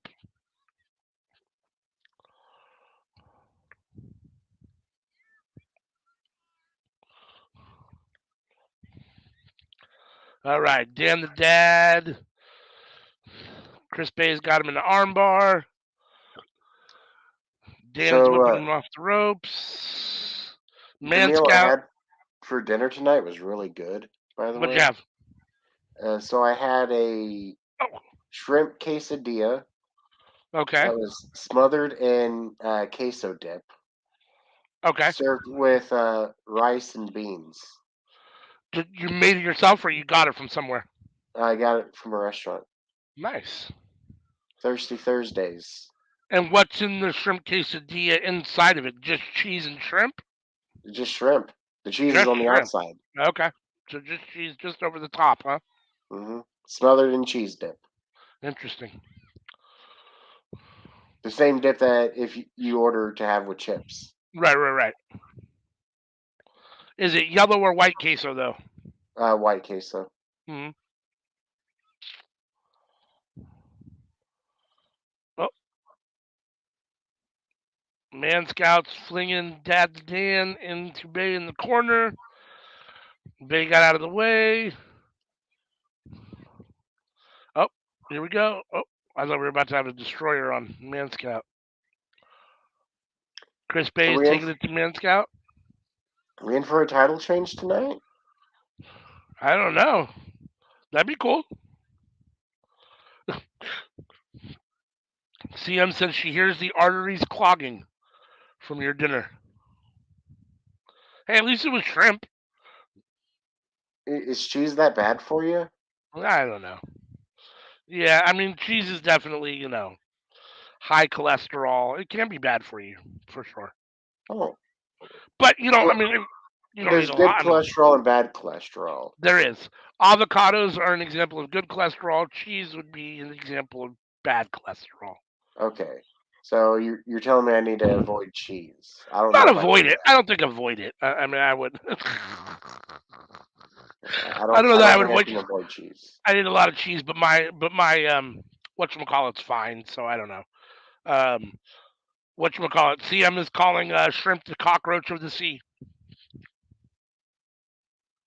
Oh, a Hurricane Rana from Manscout.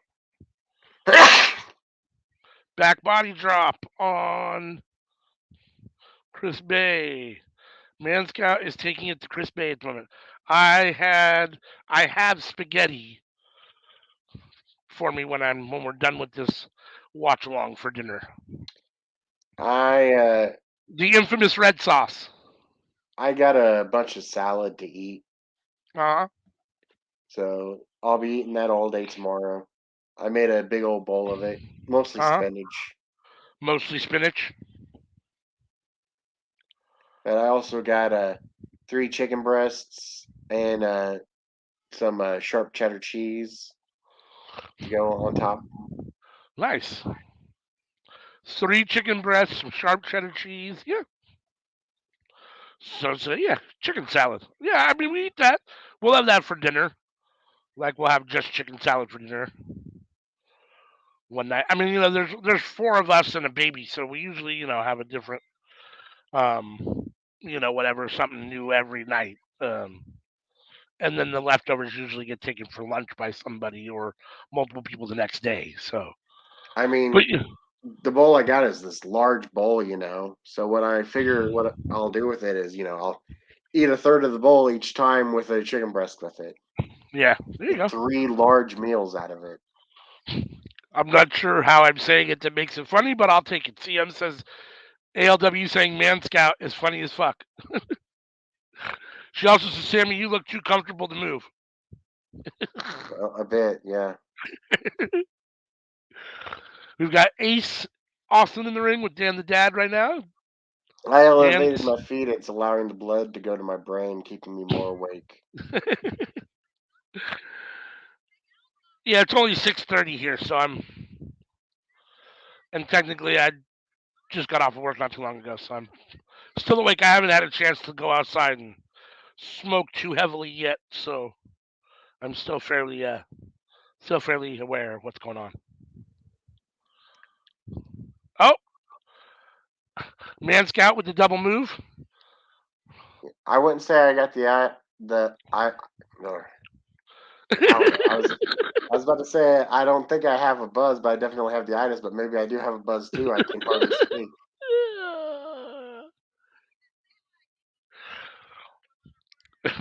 CM says, "Boo, you West Coast folks." She's all mad because it's 9:30 there and 6:30 here.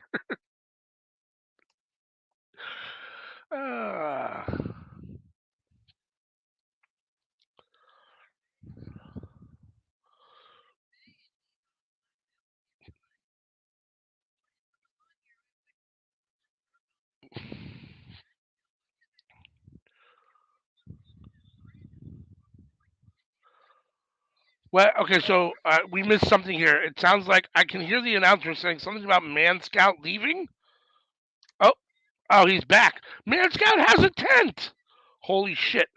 Manscout left. They were talking about how they thought he abandoned his partner, but now he's come back through the people with a tent, and he's handed the tent to Dan the Dad. There's a tent in the ring. What the fuck are we watching? They open the tent. They are going to put Ace Austin in the tent. So like Darby Allin in the body bag. Okay, yeah. Ace Austin in the tent. Oh, now they're going into the tent too. Oh my god. All 4 men have disappeared into a tent that you cannot see what's going on inside. The tent has been pitched, people. The tent has been pitched. The tent has been pitched. The homoeroticism has gone to a whole new level. There are 4 grown men in a tent moving around in ways that we cannot see. Oh, now there's a woman in it. Gia Miller is now in the middle of it too. There are 5 people in that 1-person tent. That tent is like big enough for 1 person, really. You could fit 2 small people. You can fit 2 small people. Not my 6-foot ass. But, Ace Austin to the top rope. Is he going to jump onto the tent? Now 2 people who are 5'5", yeah, you could do 2 people who are 5'5". CM says, I swear wrestling has some weird sentences. Some words you would never imagine put together. Oh. Dan the Dad just got tumbled outside. Manscout threw Chris Bay out. Ace Austin's on the top rope. Manscout. Looks like Ace Austin's about to go through this tent. Yep, it looks like it. Manscout is on the second rope. He's got Ace Austin up. It looks like for a double arm. Oh, almost like a Death Rider kind of into the tent. R.I.P. to that tent. 2. Oh, it was almost a 3 count, but Chris Bay broke it up. R.I.P. the tent. That's right. The MVP of the show is the tent.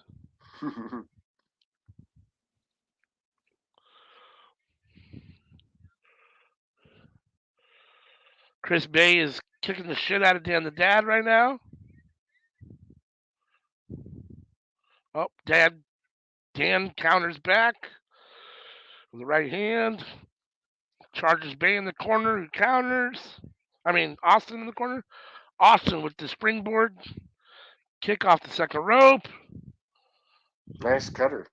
Oh, beautiful cutter from Chris Bay. Oh, Bullet Club looks like they're in control. 1, 2, 3. New titles. New champs. Titles change hands. Yeah. Bullet Club, Ace Austin and Chris Bay are new Pro Wrestling Revolver Tag Team Champions. Good for Chris Bay and Ace Austin. I know you don't like Ace Austin, but good for Chris Bay. Good for Chris Bay. Good, Night good at for the Chris Moxbury.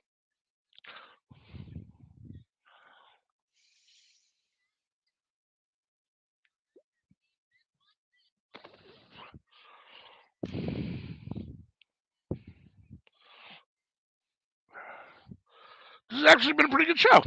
Oh, yeah. Yes, ma'am. Did Bay actually get the win? Yes. Yeah, Bay actually got the pin on No. No? No, Austin got the pin. But Bay did the move. Bay did the move. That's right. Bay did the move and Austin got the pin.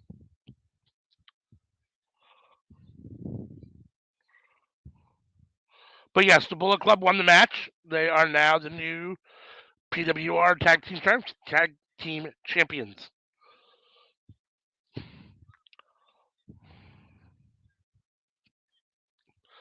So more gold for the Bullet Club. Too sweet.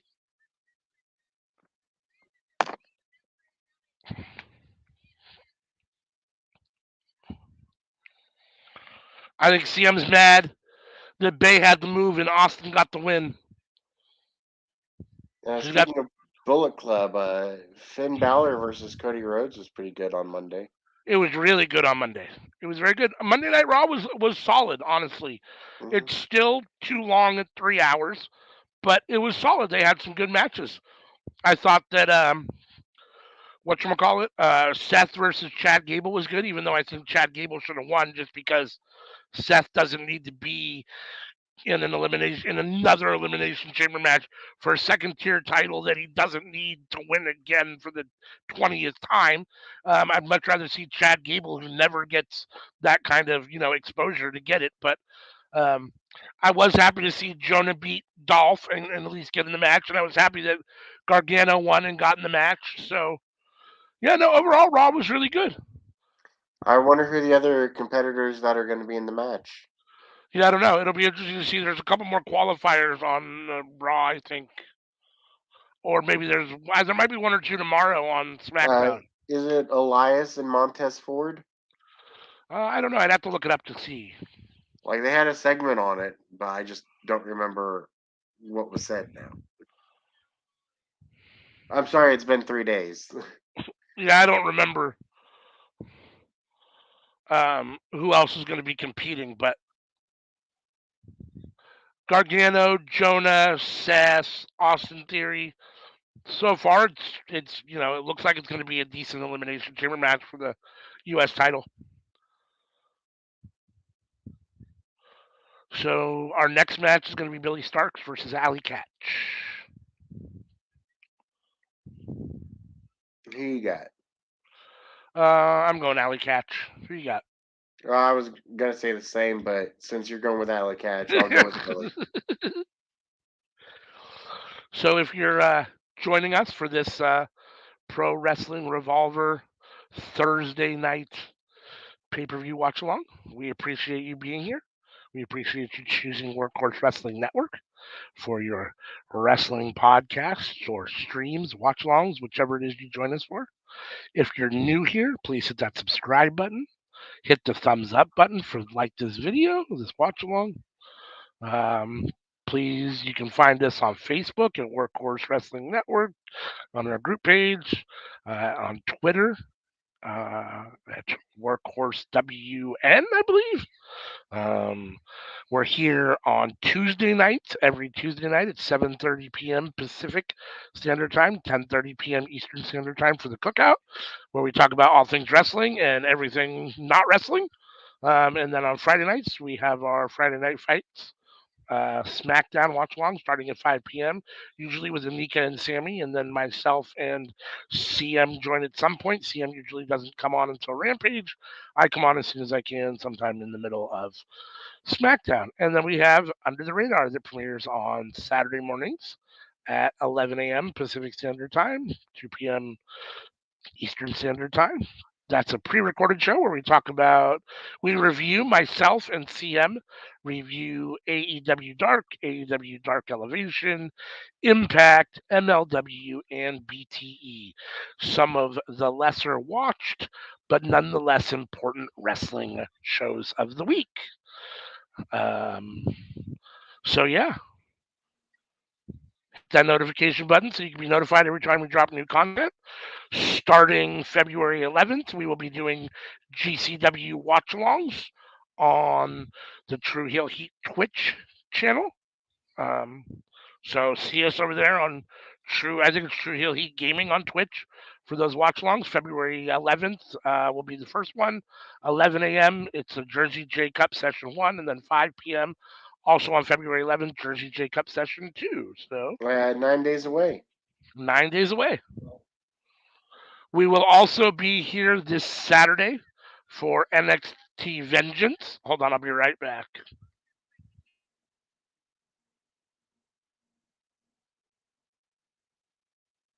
It'll be the day before the Super Bowl, too.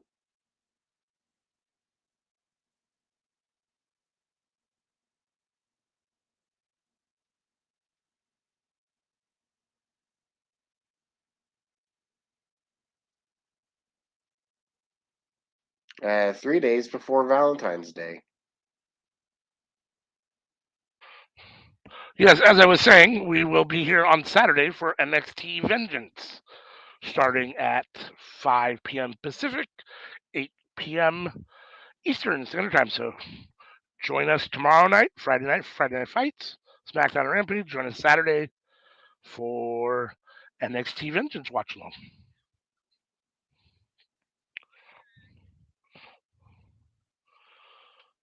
Thank you, Blue. I appreciate it. Every time I do it, I feel a little more comfortable, and I think it gets a little bit better every time. So I appreciate that. So we have Allie, Katch, and Billie Starkz. Both of these women have been on AEW. Both of these women have wrestled on GCW. Billie Starkz definitely been on AEW Dark. I think Allie Katch has been on AEW Dark or Dark Elevation. I'm pretty sure. Definitely seen her in other GCW shows. So she is also a part of Bussy or Bussy.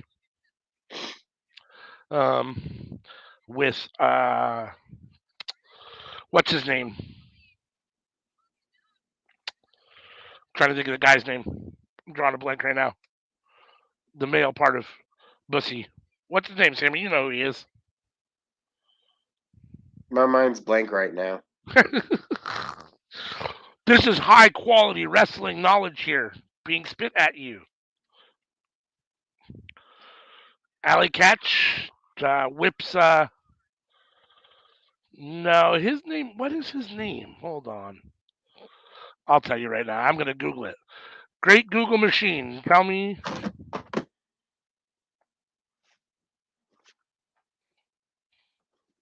Sorry, all my free brain cells have been going to learning new languages lately. Effie. Thank you. His name is Effie. The male part of Bussy, his name is Effie. So it's Effie and Allie Katch. Yep. So this is Allie Katch. They announced her as being part of the unit also for Pro Wrestling Revolver. So she's also in a faction called the Unit here in Pro Wrestling Revolver. She's getting kicked in the chest right now by Billie Starkz. Billie Starkz is giving her the yes kicks, the Bryan Danielson yes kicks to the chest. Well, oh. Allie Katch with the Pele kick.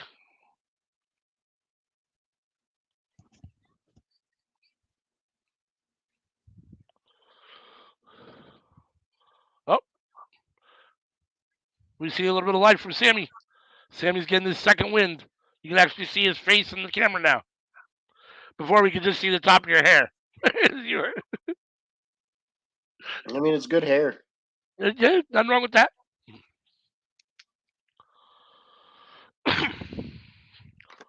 I mean, I don't know what it's going to look like come Saturday, though.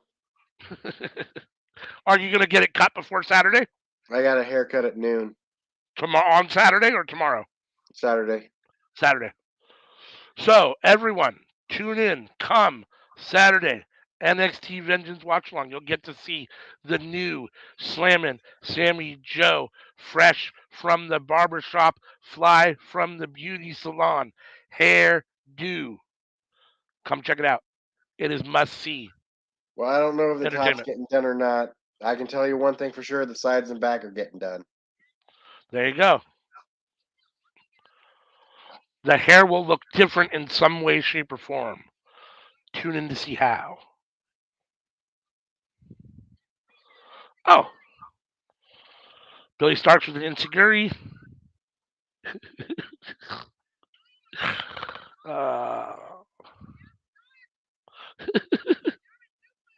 Well, I was quoting "Summertime" by Will Smith, but yeah, I mean, I know I probably shouldn't be quoting Will Smith since he's a bit of a bitch now, but that's still one of my very favorite songs of all time, and it's one of my favorite summer songs of all time. So, if y'all don't know about it, listen to it. "Summertime" by Will Smith.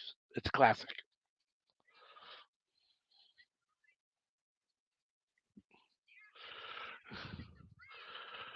You got to remember, I'm old. Old people still say that.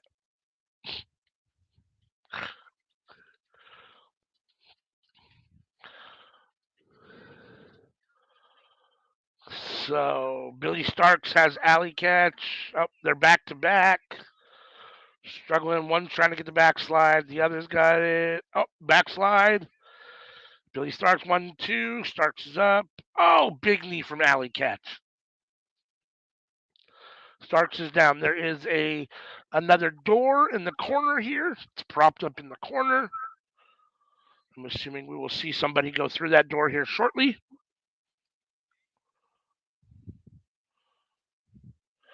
Allie Katch is trying to whip Billie into it right now. Billie's fighting back. Big forearm. Oh, big right hand from Allie Katch.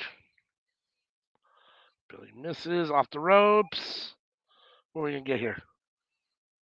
Oh, no. Oh, Allie Katch. I mean, Billie Starkz hit Allie Katch with a tombstone pile driver. 1, 2. And Allie Katch kicks out.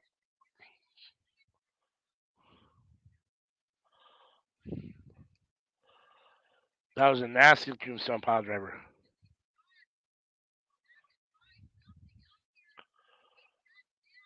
What is Billie going to do?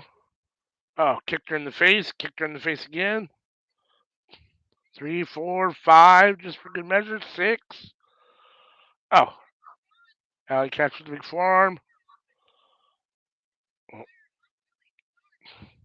Back and forth, exchanging forearms. Somebody's going to mess up and go through that door. Forearms, forearms. What is on the back of Allie Katch? Oh, it's a skull on the back of her trunks. Couldn't quite tell. Oh, big uppercut from Billie.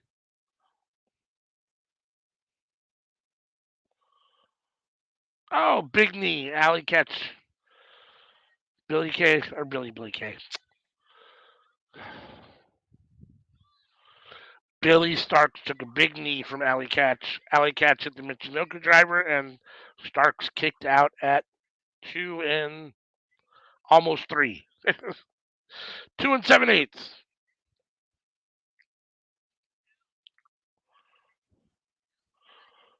This match has been really good. Mm-hmm. Oh, Starkz countering out of the Death Valley driver. Got her in the backslide position. Got her up. Oh! Billie Starkz hits Allie Katch with the gory bomb.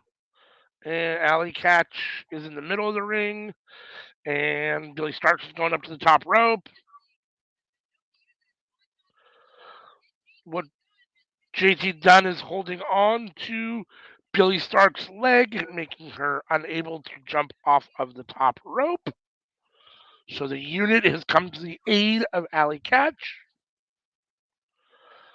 We're going to get some sort of big superplex, it looks like. Yep, superplex. Allie Katch superplex Billie Stark.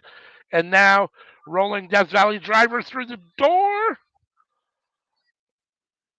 Oh, that was nasty. I assume that's probably the end of this match, if she can get her into the middle of the ring. Allie Katch is dragging Billie Starkz into the middle of the ring. Roll her over. 1, 2. Oh, Billie Starkz kicks out. Holy shit. There's no way she kicked out of that. Holy smokes.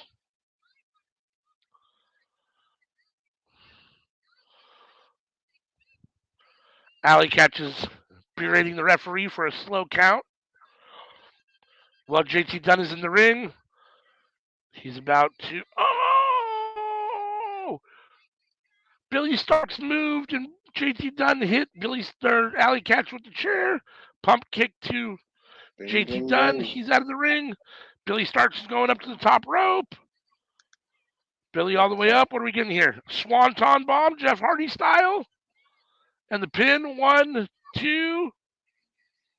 Oh, 3. Billie Starkz with the big win. Wow. You had it. There you go. To be fair, we were both going to pick Allie Katch, and you only picked Billie because I got Allie first, but I'll still give you the credit.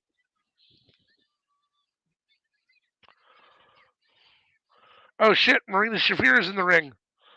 Marina Shafir has come down to the ring and is beating up Billie Starkz right now.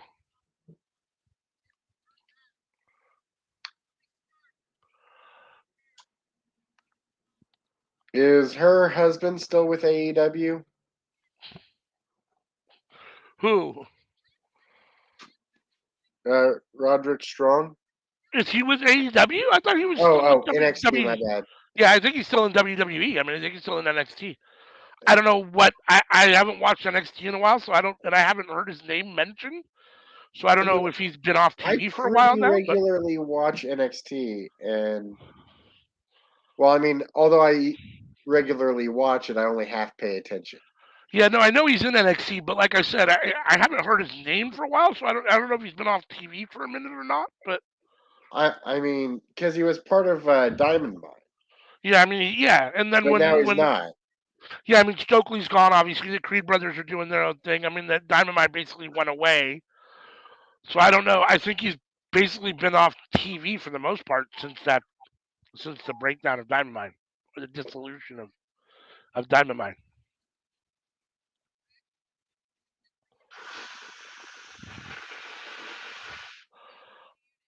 Are you just watching it slower, or you're just behind on the live feed? Because you can click live and catch up. I mean, you'll miss part of the match, but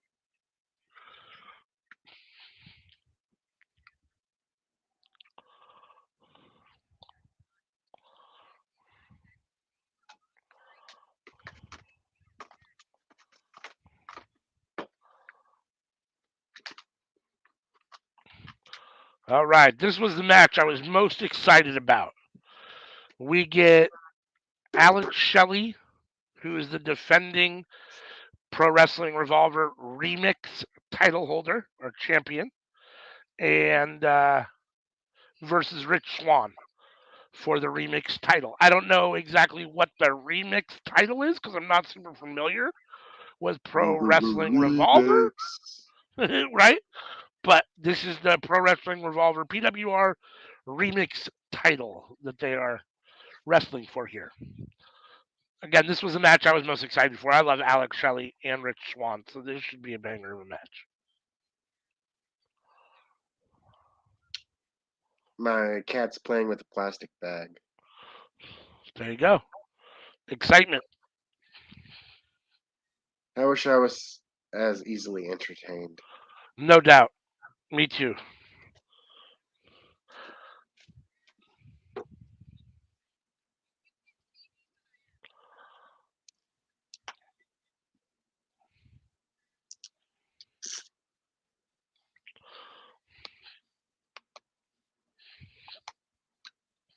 I love Rich Swann.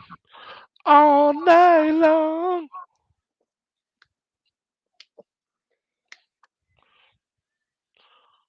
Let's go, Swanee. I'm getting some caffeine in me now. Blue says they saw WWE have a Mountain Dew Pitch Black match, so they wanted to have a Sprite remix match. That'd be funny if it was the Sprite remix title.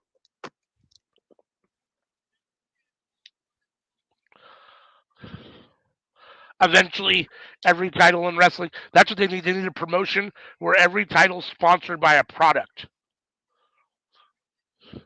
Where you win, like, the whatever it is, the Sprite remix title or the fucking, I don't even know, some other product that would work. But,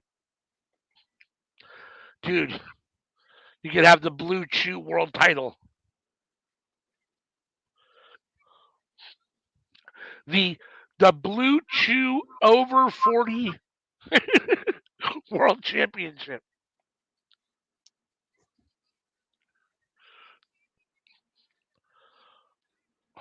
Personally, I think you could do an over 50. There you go. Even better. Blue Chew over 50. And give them a good reason for all these old timers coming back in. I could definitely see Chris Jericho holding that title. Right?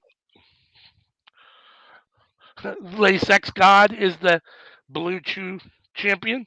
Over 50 champion. Is he over 50 Blue Chew champion? Yeah, he's either 50 or he's 51. He's over 50 now. Yeah, he's.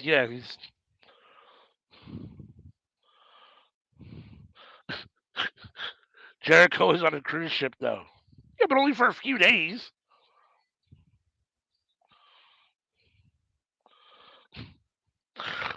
That's a terrible pun, Blue. He says, I can't go all night long anymore. I mean, I want to rock and roll all day, but just part of every day.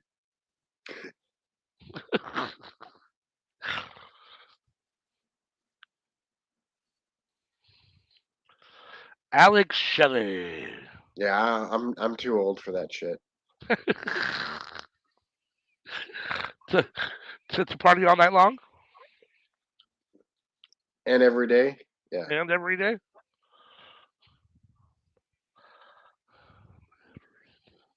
I've been going to bed at like 9 and waking up at like 4. See, I'm secretly hoping that Jericho's cruise gets stuck in the Bermuda Triangle. Jericho never comes back. Which would be 2 a.m. for you. Yes.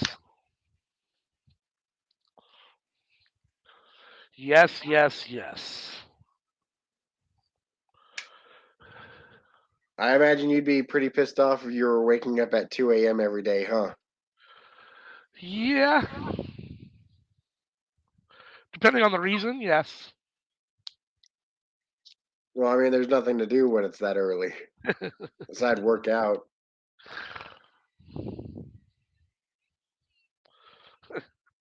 Like, even restaurants aren't open. She wants just Jericho to disappear. She wants the ship to come back, but just Jericho to get lost in the Bermuda Triangle. Yeah, well, of course. Well, I mean, to be fair, you probably live in a city where or in a town where there's no restaurants open after like 7 p.m., right? I mean, Well, do you even have a restaurant directly in your town? yeah. Okay. Like the fast food ones. Okay, yeah. Those are open till like 2 a.m. Yeah. Ooh. Well, big cities have these things where, the things are open 24 hours.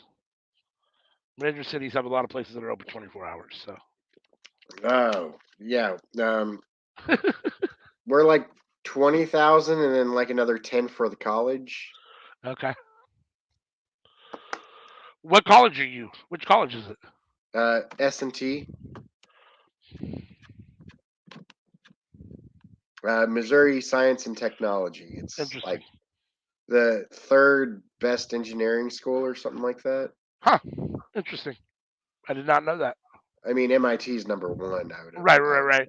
And then I think Cal CIT or California Institute of Technology or Polytechnical Institute of Technology. We might be better than them. Yeah, I know. Yeah, I'm not sure.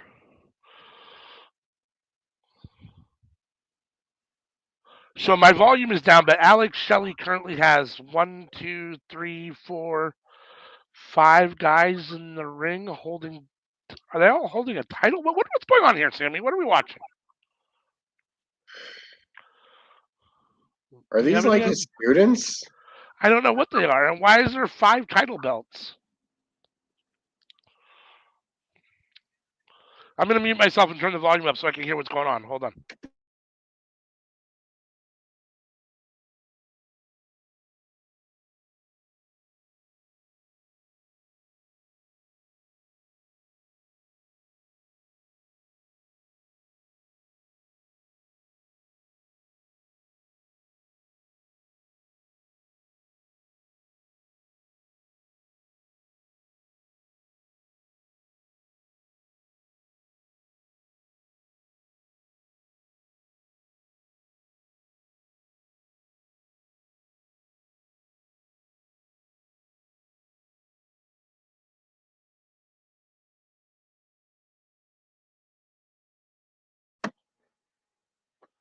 All right, so Alex Shelley is the heel, which I don't know how to feel about that. He's holding. Those are all different titles that he holds. I'm assuming from different independent promotions, and he's going to defend one tonight. He wouldn't. He's not going to defend the Prestige title because he's not going to defend it in Ohio.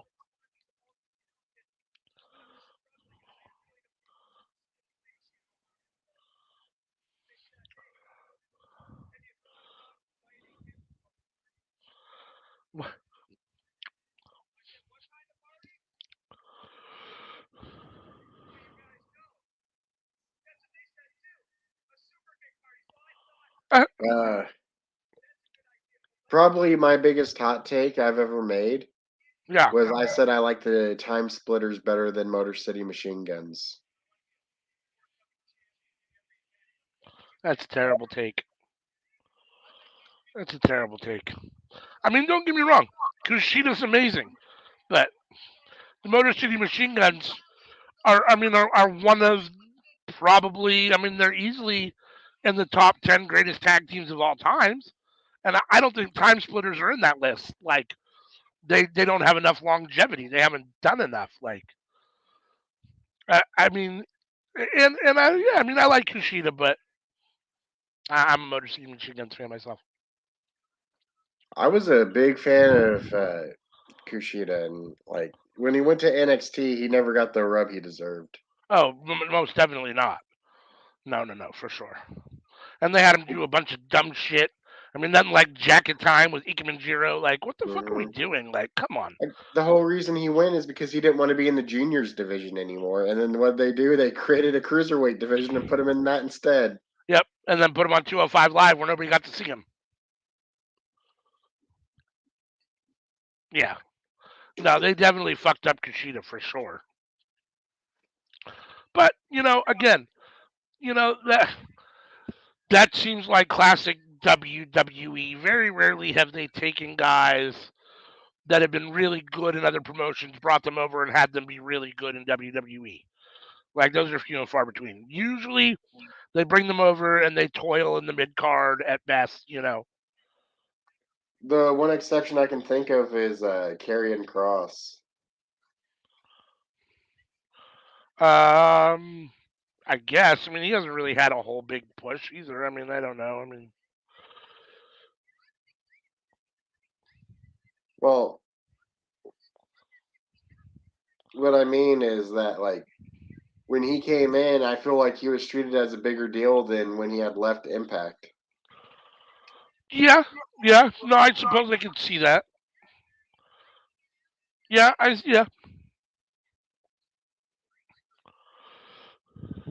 All right, let's go.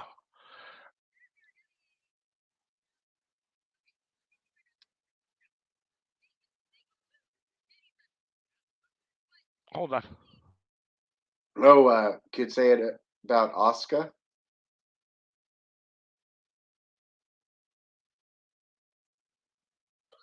Say that again. Asuka.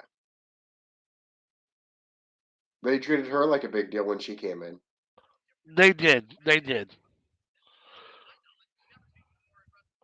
So this is a super kick match. So they can do anything they want, but the first one to get hit with a super kick loses? Okay, I'm confused already. Is that what you got from this as well? Yeah. All right. Well,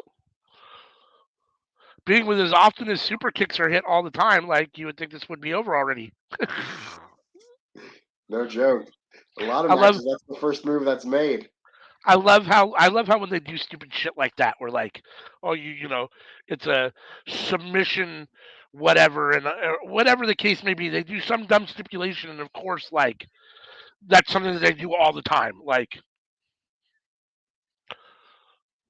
this is a perfect example, a super kick match where both these guys super kick everybody all the time, and now they won't do it all match because they can't. Big drop kick from Swann.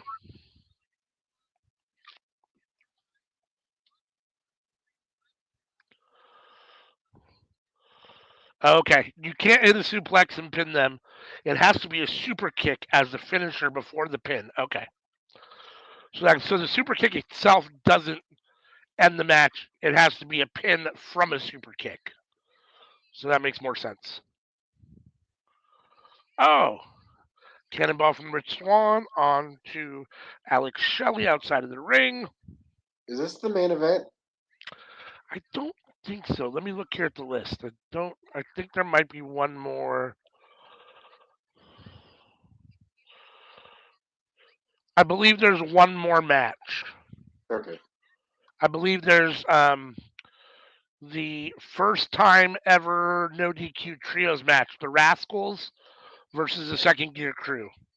I'm not totally sure why that match would be the main event, but that's the only one on the list of matches that hasn't taken place yet. So The Rascalz?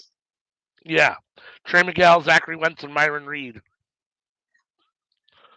Right?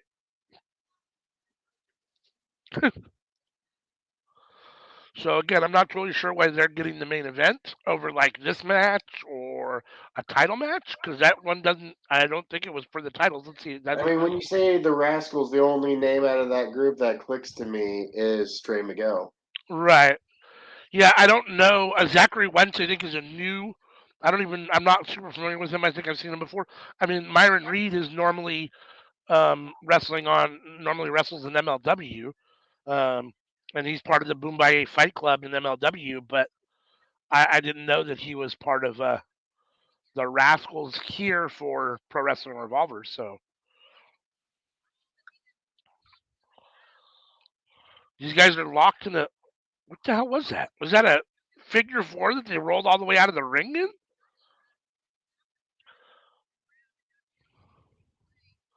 They're wrapped in some sort of leg lock and then they both rolled out. Yeah.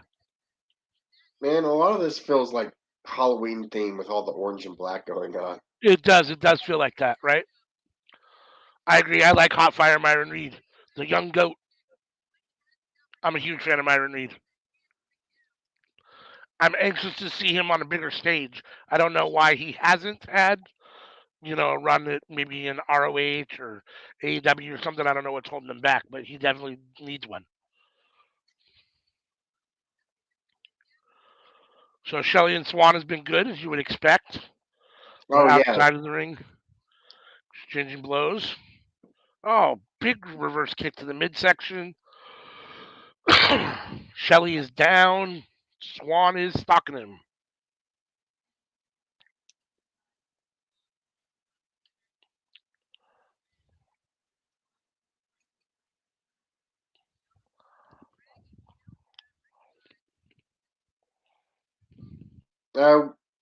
So Vengeance Day, is that 5 p.m. my time? 7 p.m. your time. 7 p.m. my time. So 5 p.m. your time. Right, 8 p.m. Eastern. 5 p.m. Pacific, 8 p.m. Eastern, 7 p.m. Central.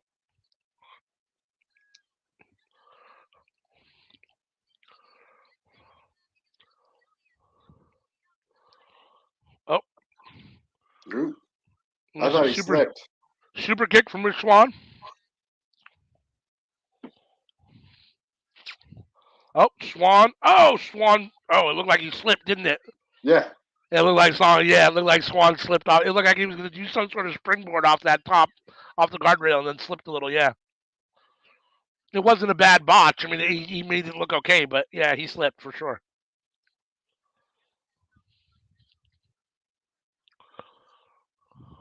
All right, let's go, Swanee. Swann has upper hand at the moment. Oh, big right hand to Rich. They're in the crowd.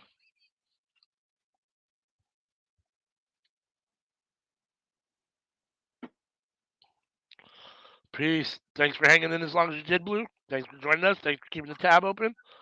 And I'm sure we'll see you tomorrow on Friday Night Fights. Peace.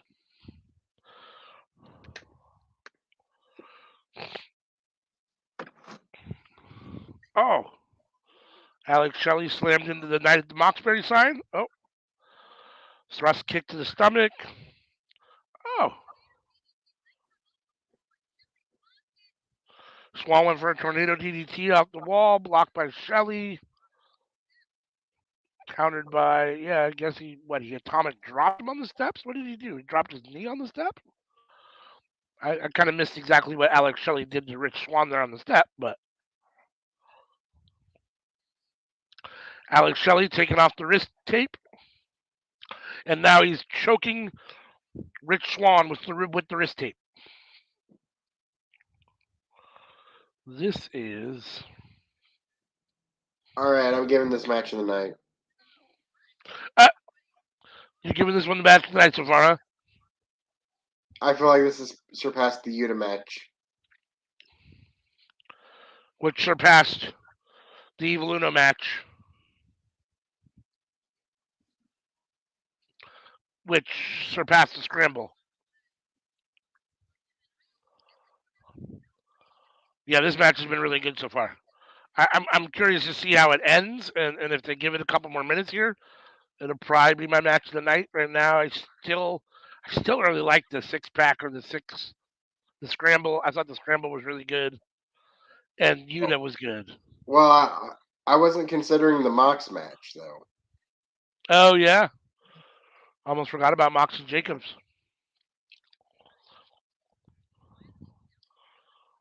This has quietly been a good show. Mm-hmm. Lots of good wrestling, lots of good matches.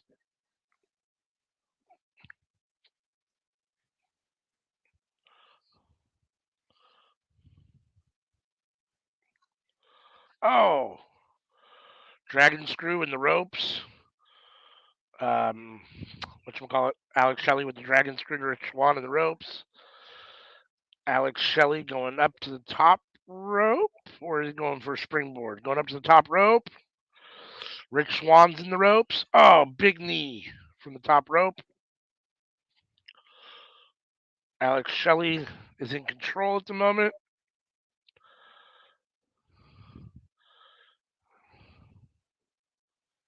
He's taunting Rich.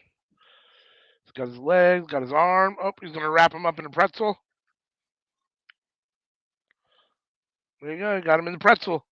Oh, and then kicked him in the fucking mush. Nice. And then went for the pin. 1, 2. Swanee kicks out.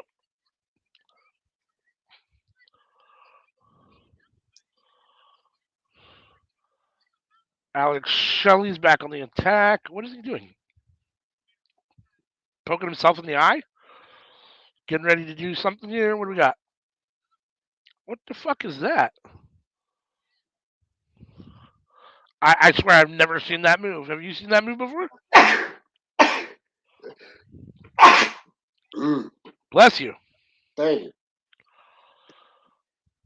But Alex Shelley has Rich Swann in some weird move I've never seen before. He grabbed both legs and flipped Swann over, and then intertwined Swann's legs and his legs, and now he's got him in another. Alex Shelley is emptying the toolbox on Rich Swann here, the submission toolbox on Rich Swann here. one submission move to the next. Swann's trying to break the hold.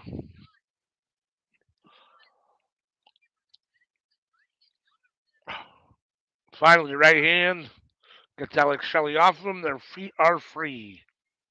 Let's see if Rich Swann has a comeback in him here. Let's go, Swanee. All night long.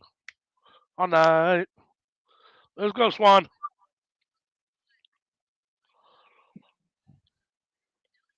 Shelley back on the attack. Swann with the insecurity. Swann with the block with the right hand, right, left, right, left. Oh, couple rights. Oh, back fist and a heavy right. Shelley is down. Oh, low kick. Oh, super kick. 1, 2. And Alex Shelley kicks out. On a close 2 count.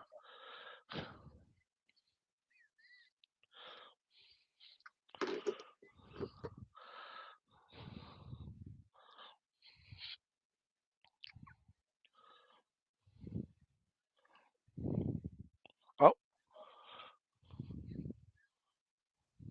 Alex Shelley with the big suplex on Swann.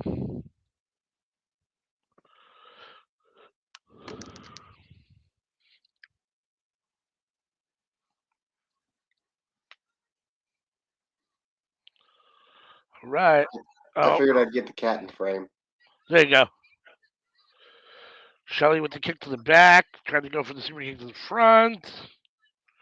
Rolls him over. Oh, cutter. Big cutter by Rich Swann. You got to super kick him, though. We need the super kick. Ooh. Oh, handspring. Oh, Swann couldn't do it because it was. Oh! Oh! That was a nasty spike pile driver, or not a DDT, whatever that was. Future Shock, right? Future Shock, thank you. Yep. Drew McIntyre does that move. Yeah, the Future Shock DDT. Yep. Alex Shelley is outside the ring, getting the chair. Although I think Alex Shelley made it look a little nastier than Drew McIntyre does. Yeah. Rich Swann sold it pretty well, too. Alex Shelley is winding up the band. He's ready to blast Rich Swann. He misses. Swann counters with a super kick. Super kick to the face of Shelley. Oh, he hit him with the J Lethal handspring cutter. He can't do it. It's gotta be a super kick.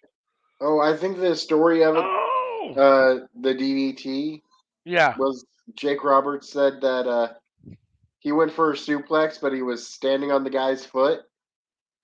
Okay. And so he didn't pick him up at all. They just fell over backwards. Interesting. That's funny.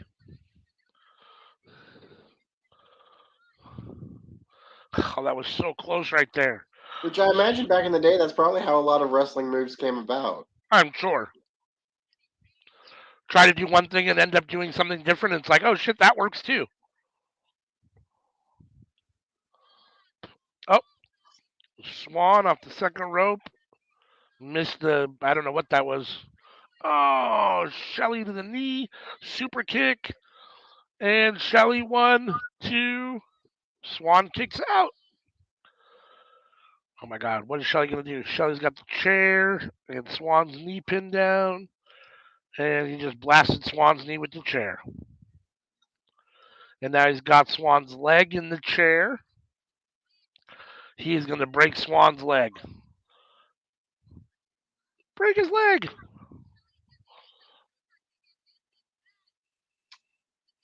It'll be a lot harder for Swann to do that super kick now. Yep, no doubt. Oh!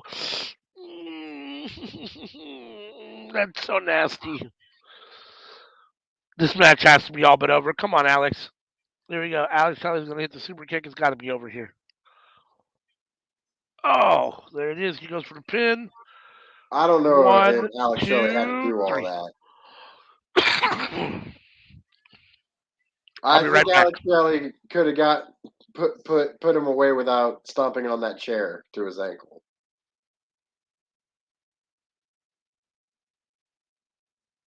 Like, seeing as the match ended literally 5 seconds later, like, it seems entirely unnecessary to have done that to his leg.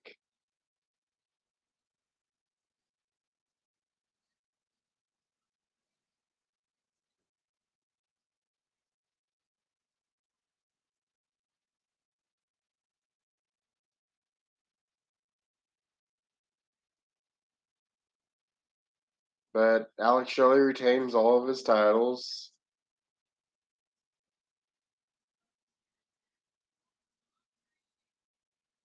I wouldn't want that many titles. I can only imagine what it's got to be like to go through security with all those things, baggage, you know.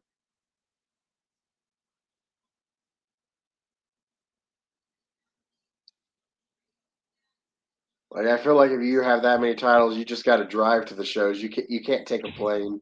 No doubt, right? Taking 5 and 6 titles on the plane with you? I don't think it works like that. You think he wears them while he drives? 2 around his waist and 1 over each shoulder, just as he's driving. He puts them all in the passenger seat and takes the carpool lane. There you go. All right, so we are moving on. We have 1 match left, the main event. A no DQ trios dream match between the Rascalz and the Second Gear Crew. I don't know if I call it a dream match, but I'm a huge Second Gear Crew fan. Not a big Trey Miguel fan. I do like Myron Reed.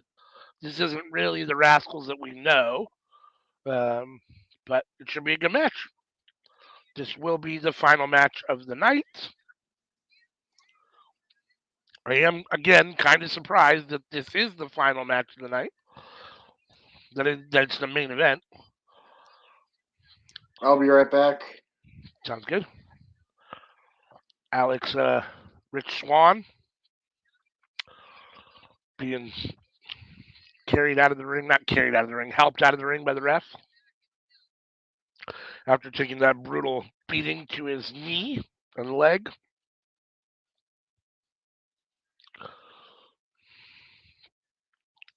So this has been a really good show, actually. I enjoyed this Pro Wrestling Revolver show. Missed Impact, which is unfortunate, and missed THH Blunt Impact, but it is what it is. We've got Moxley, it looks like, coming to the ring again. I don't think he's going to wrestle anymore because he has a beanie and a jacket on, but he is definitely going to talk to the crowd for a minute. Since this is Night at the Moxbury, we have to get our obligatory time with Mox in. So while he's talking, I will talk at you also. Thank you for joining us here at Workhorse Wrestling Network for this Pro Wrestling Revolver Watchalong. If you're new, please hit that subscribe button, hit the notification button so you can be notified every time we drop new content, which is quite often. We are here every Tuesday, 7:30 p.m. Pacific Standard Time, 10:30 p.m. Eastern Standard Time for the Cookout, where we talk about all things wrestling and all things not wrestling. And then we're also live on Friday nights at 5 p.m., starting with our SmackDown watch along, going and then continuing on with our Rampage watch along at 7 p.m. And then we also have Under the Radar, which drops on Saturday mornings at 11 a.m., which is a pre-recorded show where myself and CM talk about AE review, the week's AEW Dark Elevation, Impact, BTE, and MLW. So check that out. If you're here, please comment in the chat. Love to hear from you. Love to interact with you. If you watch UTR, please post any comments below the show. We will read them and respond to them. Love to hear what you have to say. Love to hear your input on any of those shows. We will be here this Saturday, February, whatever day that is, February 4th, at 5 p.m. Pacific Standard Time, 8 p.m. Eastern for NXT Vengeance Day Watch Along. So join us for that. And yeah, so I'm not totally sure exactly what's going on here because my TV is on mute. Moxley was talking to somebody, and now somebody in the crowd is maybe coming. Are we getting another impromptu match? Oh, no.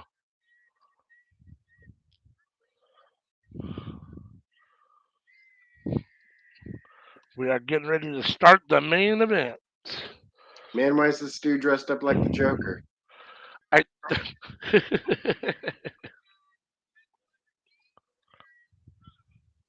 John E. Bravo. Mox is in the ring again. The question is this Batman the Animated Series Joker, or is it Jack Nicholson Joker? It's one of the Right. two for sure. It's No definitely doubt. one of those two. Are we going to get Moxley in another match? No, he's not going to wrestle a second time tonight.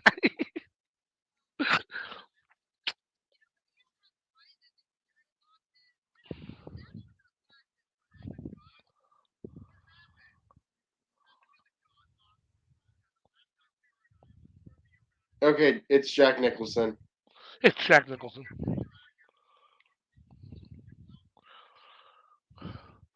What happened to the John Moxley that last time we met in the ring in Iowa turned me around and punched me in the back of the head?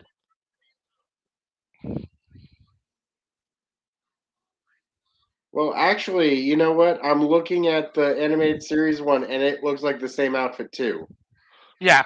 No, that's a standard Joker fare. If you looked up Batman from Adam West too, from the late 60s, Cesar Romero's Joker, he would be in the same colored suit as well.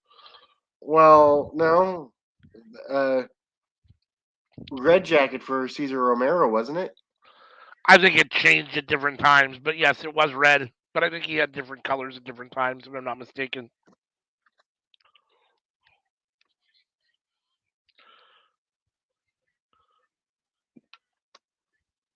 Hold on for a second.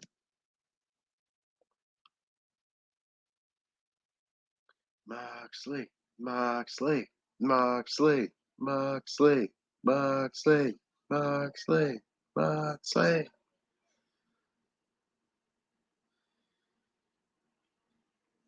Holy shit. Holy shit. Holy shit. Holy shit.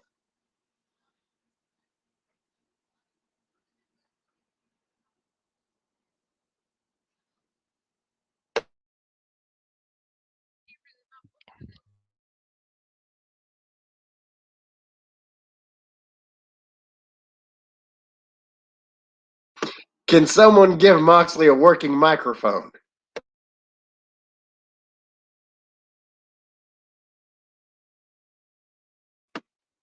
Never mind. Never mind. Love it. Absolutely love it.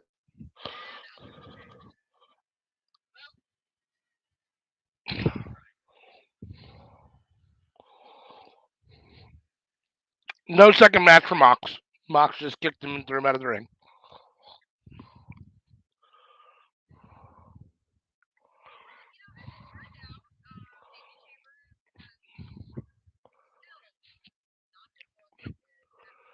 Damian Chambers. Never heard of him.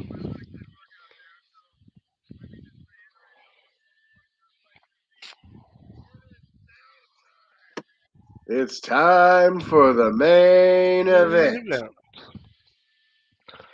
Thank you, Slammin, Mark Henry. Slammin, Sammy Henry. You know, after this, I'm going to have to listen to The Wall.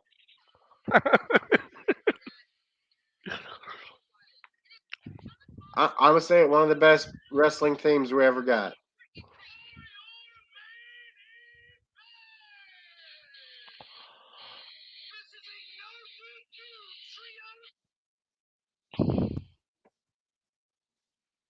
Awesome. I went to turn my volume down and instead I hit the wrong button and shut my phone off. Sweet. So, you know what I noticed? Did you notice that when you first turn it on Fight, it says watch with a friend? I didn't. So at the top of my screen, it says watch with a friend. It goes away, but I wonder if we could add an Anika or a CM to watch a show with us potentially if we wanted. If that's a way, like we could all, watch the GCW shows and only have to have 2 accounts or whatever. Sounds plausible.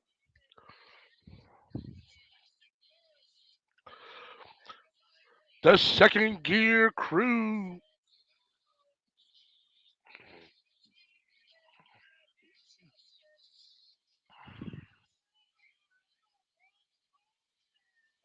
I put in an order for a couple of T-shirts. Oh yeah. Which one did you order? I ordered the Jay Briscoe one. Okay. Which one is that? The one where the proceeds go to Okay. the family. Huh? And then I got a mystery bag one. Oh, nice.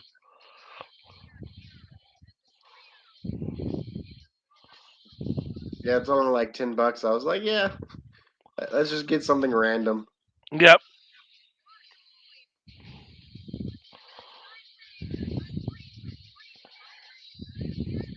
I like the Second Gear Crew. I'm a big fan. Yep. CM says it was a mystery bag. So again, like a crate, when you get it, you'll have to open it on camera somehow. Whenever you get it, you'll have to wait and. Oh well, this isn't my crate. This is just extra shirts that I ordered. Well, that's what I mean. But like I said, just like the crate, we all want to see it be opened. So. Oh, okay. I'm gonna have Well, to I wait mean, y'all know what the Jay Briscoe one's gonna look like. That's but true. The mystery bag could be anything. We all want to know what the mystery bag's gonna be. So. I assume it's not gonna be the Jay Briscoe shirt. That would be hysterical. If you got the two of the exact same shirts. I would assume that they're not doing the Jay Briscoe shirt as mystery bag. Probably considering not. that the Jay Briscoe shirt costs twice as much as the mystery bag does. Right. Like the mystery bag should be whatever they have the most in stock of. Sure. Whatever's on their clearance rack for $10 is whatever in the mystery bag. Or yeah, whatever they have overstock of. A little bit of the bubbly. They have fucking 10,000 of those sitting in the back in boxes. So. But I dig it. You know, as long as it's not somebody I hate, I'll wear the shirt. Yeah. And for $10, you can't argue. I mean,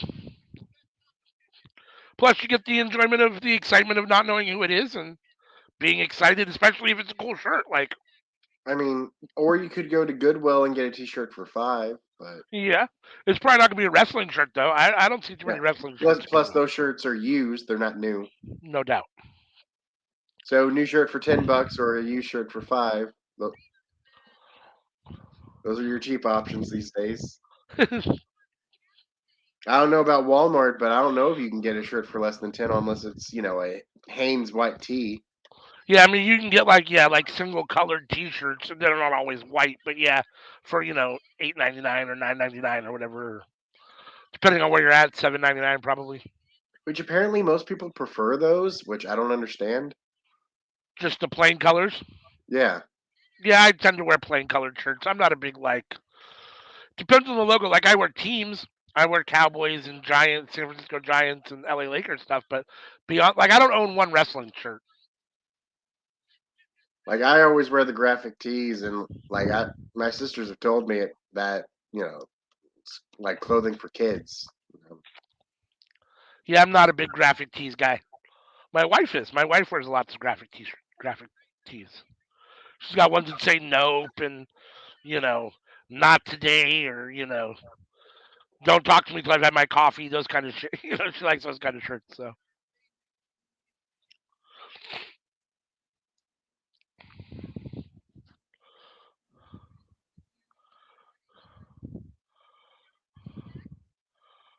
What? I guess I'm not I'm a little familiar with the Rascalz, but not overly familiar. Is the crop top like a standard accessory for the Rascalz? Why are all 3 of them wearing crop top T-shirts? Only I'm 2 of them basically are. going to be donating my entire wardrobe, though. Are you? To who? To Goodwill. She says those shirts last forever. I don't know if she's talking about wrestling shirts or plain colored shirts. Probably plain because then she says, plus it can be easily styled. So Maybe she's Well, talking aside from about. my blue jeans, I think I'll pack all my blue jeans in a box and store it in one of my family members' basements. Uh, is it just because you've lost weight and they're too big now? You got to get new ones. Oh, well, I mean that's part of it, but the other thing is I'm planning on staying in other countries and seeing the world a bit. Uh huh. But that's over a year from now. So, Okay. but even still, shit like that you got to plan ahead of time.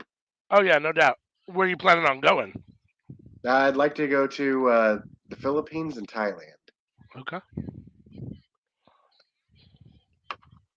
which Philippines they mostly speak English there, I think. So, English and that would Tagalog, yeah, be. those are the two main languages. Uh, Thailand, I do have to pick up Thai, which I am learning. Nice. Yeah, I'm a plain shirt person because they go with everything.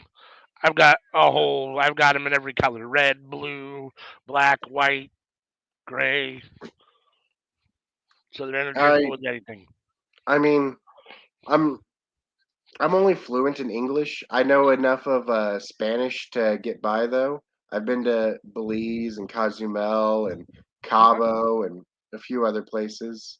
Uh-huh. And, like I can find a library. I can go to the bathroom. I can order food. I can survive. Nice. But like I can't have like deep intellectual conversations in Spanish. I can just Sure. ask for things and directions.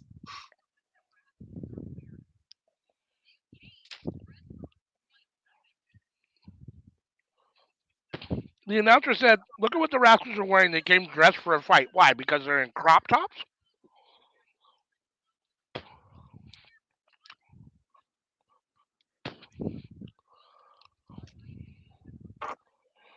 So Manders and Myron Reed starting it off. Oh, Manser. Sorry, it's gonna be Manser and Myron Reed starting it off. I like Mance Warner. Yeah, most people hit their midlife crisis and get a muscle car. I'm hitting my quarter life crisis and want to see the world. It is what it is. Nothing wrong with doing some traveling if that's what you're into.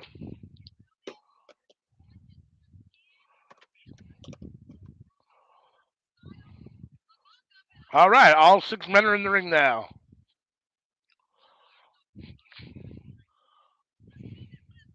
Well, I'm gonna have to get a new passport. Yeah.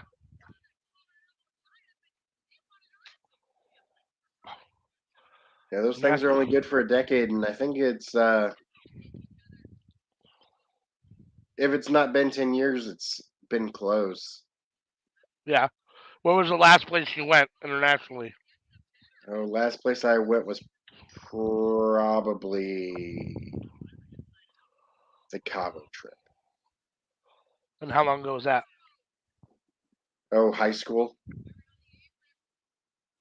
So like 2 years ago. No, I'm just kidding. Like 10 years ago.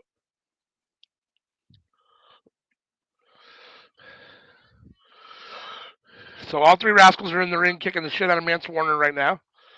Stomp to the back. Mance Warner is trying to get out of the middle of the ring. Here comes the Rascals. Oh! Zach Wentz with a huge launching drop kick into the corner on Mance Warner. All six men are in the ring. Oh. The Rascals are just launching each other.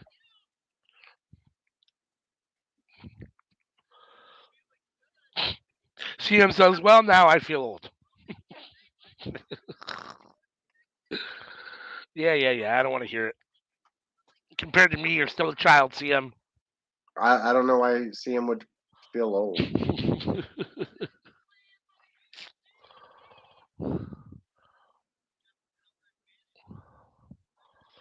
Because you were in high school 10 years ago?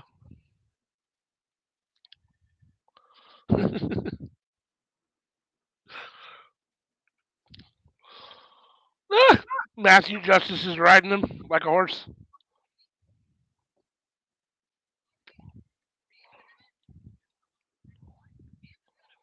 Mance is gonna fly. Here we go. Oh no! Step through the ropes. He pretended like he was going to step through the ropes and then poked him both in the eye. Oh, all three of them. And I got for all three Rascalz. I love the Southern Psychopath. Mance Hmm. Warner. Matthew Justice. Oh! Big back body drop onto everyone outside the ring.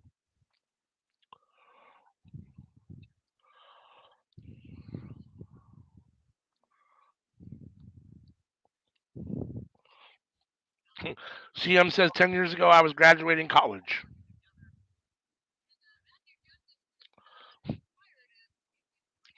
Well, 10 years ago I had already been out of high school for 20 years, so how about that?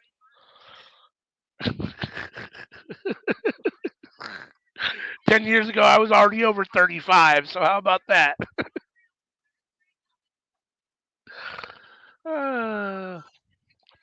10 years ago I could have been invited to my 20-year high school reunion already, so I don't want to hear it.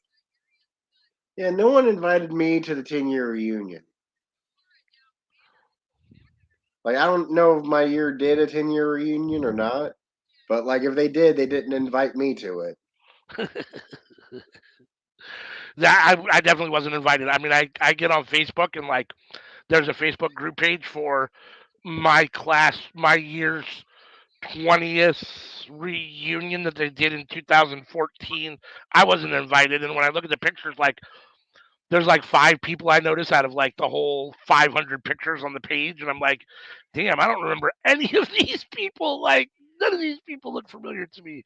Clearly, because I was never in school. I remember this one day I had went to school and I didn't know this, but the night before, my buddy had stored all the liquor bottles in my backpack.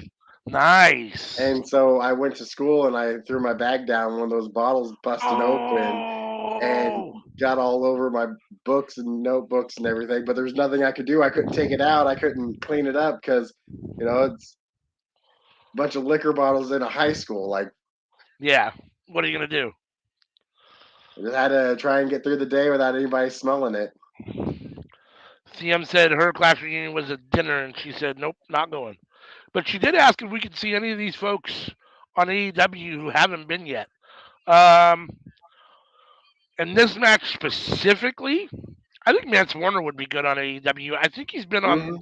ROH before. I think he's wrestled in Ring of Honor. He might have wrestled in a dark match on And the other one AEW, that although I don't stands out know. would be Trey Miguel. Trey Miguel, obviously, no doubt.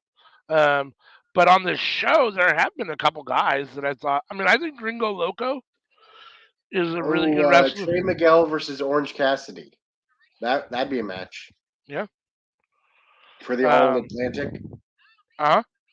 Yeah, no doubt. Um, JT Dunn had a really good match against Wheeler Yuta. I wouldn't mind seeing him. I love Gringo Loco, as I've told everybody over and over again. So I wouldn't mind seeing him in Ring of Honor or on AEW. That Um, Diaz kid, he's someone to keep an eye out on. yeah, Diaz with the first name we will not mention. Uh, I think has a bright future, and definitely I think would benefit from being wrestling some real quality guys. The Danielsons and the Daniel Garcias and the Sammy Guevaras and the guys that are really talented wrestlers Well, he got would to would face would off help Diaz. against Mike Bailey and Gringo Loco. Yeah, So absolutely, he's definitely working in the right direction. for sure, no doubt. And neither of us knew Oh, who he was before today, but now we both think that he's got a lot of potential. So yeah, no, he was probably the one that stood out the most tonight as far as not knowing who he was and making an impression, no doubt. well, to be Oh, fair, we know who most of these people are. yeah, absolutely, we do, we do, we do, we do. Oh, now there's a ladder in the ring. Super kick from Zachary Wentz. Super kick. 3 in a row, one to each member of second gear crew.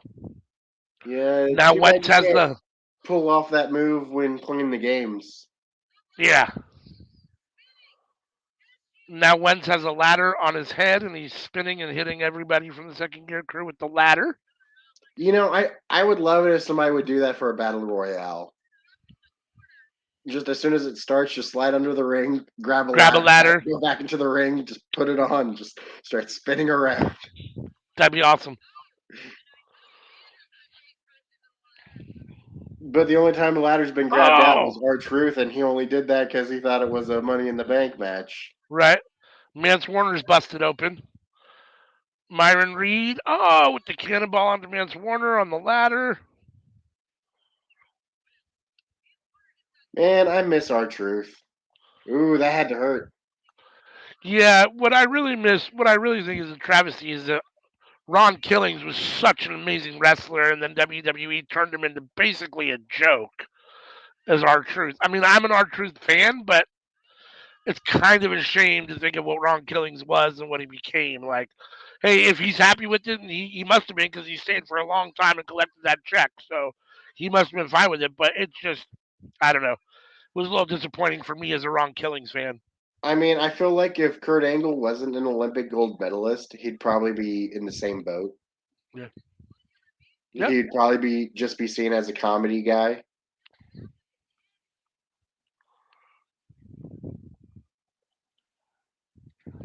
I mean, there's nothing saying you can't be extremely funny and be a good wrestler. I mean, no, there definitely isn't.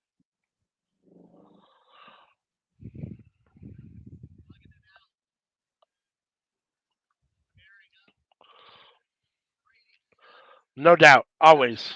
Truth always put on good matches. Even when they were bad 24/7 matches, they were always still fun and, entertaining. and they're like the month before he got injured, like he was my MVP of the night, like every week. Yeah. Oh, what the fuck was that? Did you see that? The Rascalz picked Trey Miguel up in the middle. He did a spin, and then they all did a stereo drop kick. That shit was crazy. Where I'm at now is him wedging a chair into the corner. Who's wedging the chair? Oh yeah, yep. It's out. Trey Miguel's wedging the chair right now. Yep. Chair got unwedged. Oh shit! He's having trouble wedging it. Everybody, fix this! Fix this right now! Is it me or does Trey Miguel look like Finn Balor? Yeah. Oh, we got to fix it. Oh, stay on the ropes while I fix the chair again, so I get to move right. Give up on the chair. Right, the chair is not working. Give up. The chair is not cooperating right now. Oh. Oh. I think that door was supposed to break. Yes, I think so too.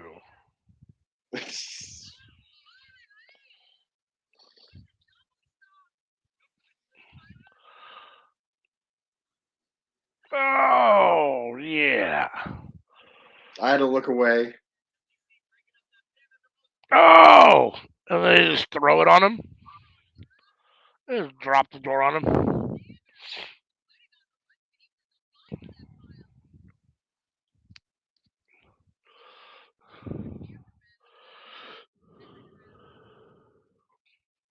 Oh.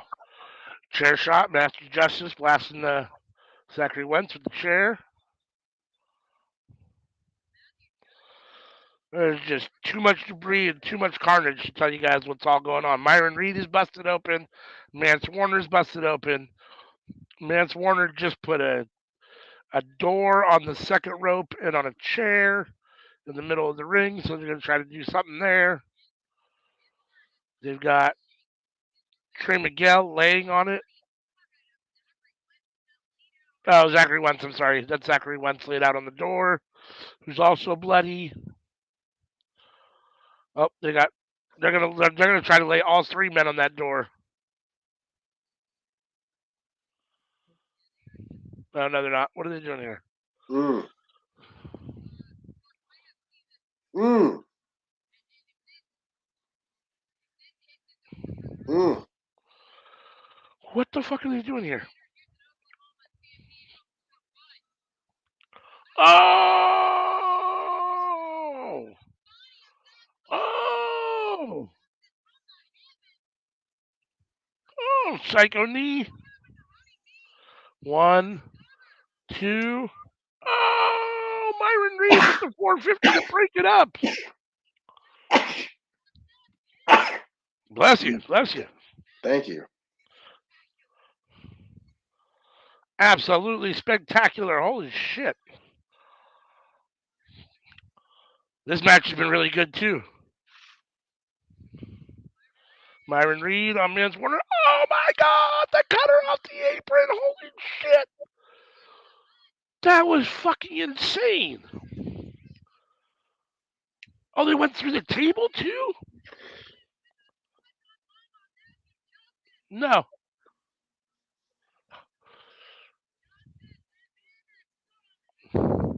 Justice and Manders kick out at 2.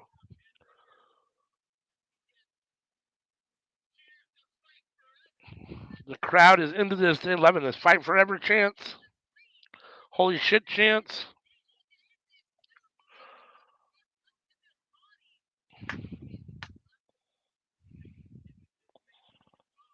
What are we going to do here? Zach Wentz is with the chair. Yep. Blasting Master Justice with the chair.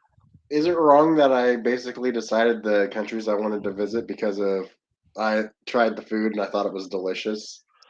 No. No. No, this is going to sound terrible. This is terrible, terrible, terrible, terrible, terrible, terrible, terrible, terrible. I love all people.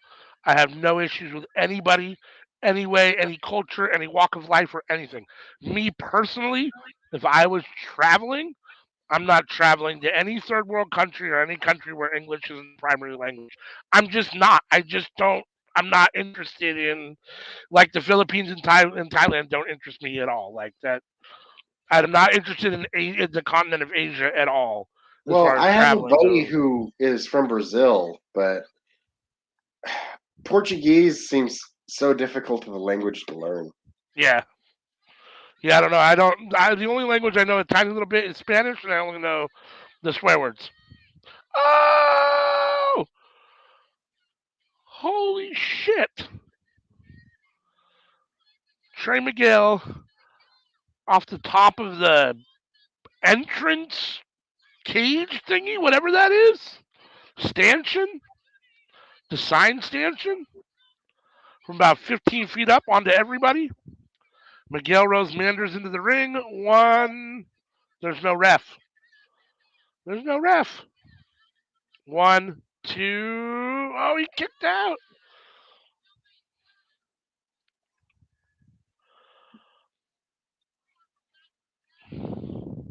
Well, the thing with the Philippines, though, is that I feel like most of the people there speak English, don't they? I don't know. They might. They might very well. And my wife's Filipino. I mean, she would love to go. I don't know. I'm cool.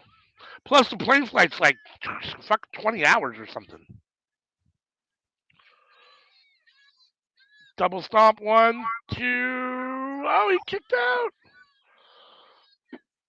This match is still going. Manders kicks out.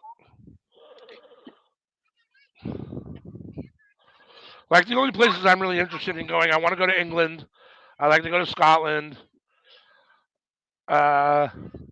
Personally, I feel like a 20-hour plane ride is pretty chill since I was on a multi-day cross-country bus trip during the middle of summer.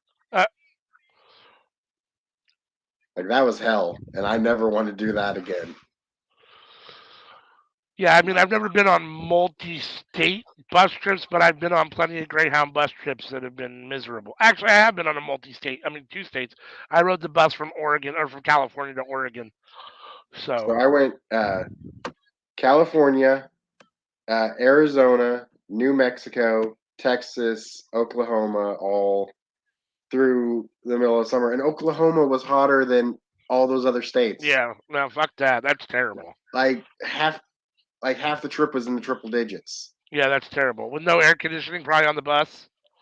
The Or at air least, conditioning sucked. It or if there is, existed, you but it can't feel sucked. it. Right, yeah. It's going, but you can't feel it. It doesn't do anything. Yep.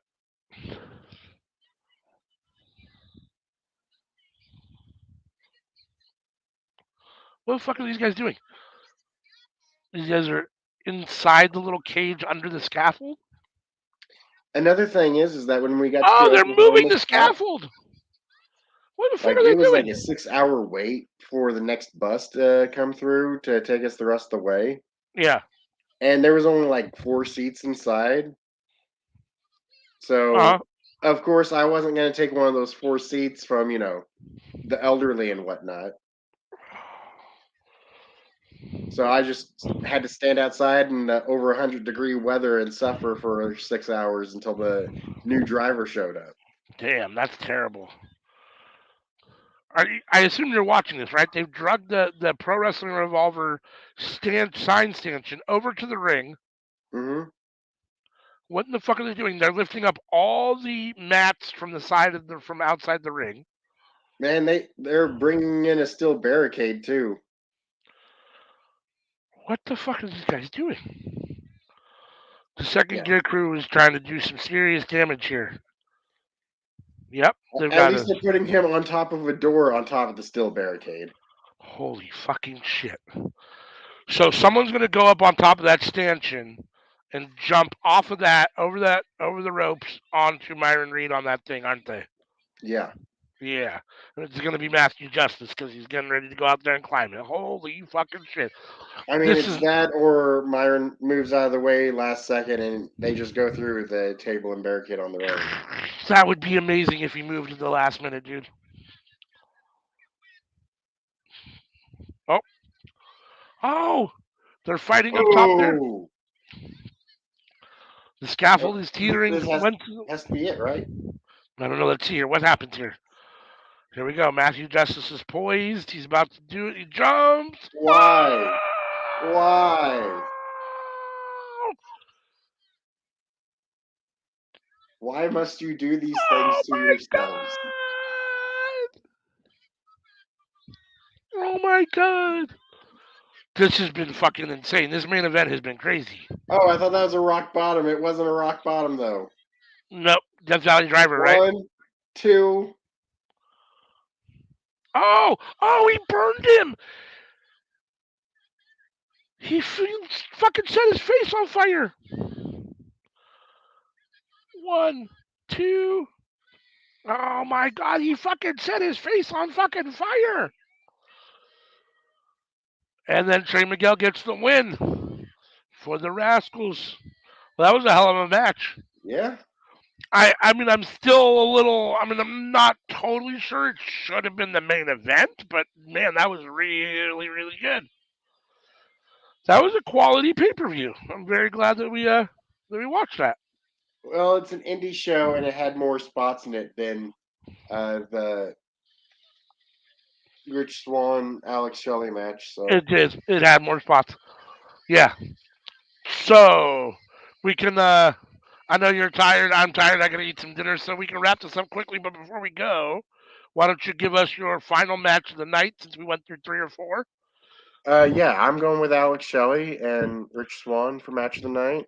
I Okay. thought that they did a phenomenal job and did what they're best at, being great wrestlers. I'm going to agree. I think that was my match of the night as well. I thought the Scramble had it before that, but I'm going to go with that match. Match of the night. I still say my MVP of the night was the tent.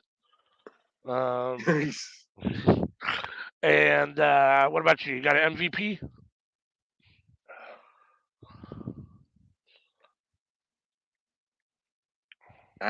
Yeah, I'm gonna give it to Dan the Dad for Dan the his Dad. back. All right. And I'm going to give the LVP to his partner, Manscout, just because that's the fucking worst gimmick I've ever seen, I think. So he's my LVP for the night. You got an LVP?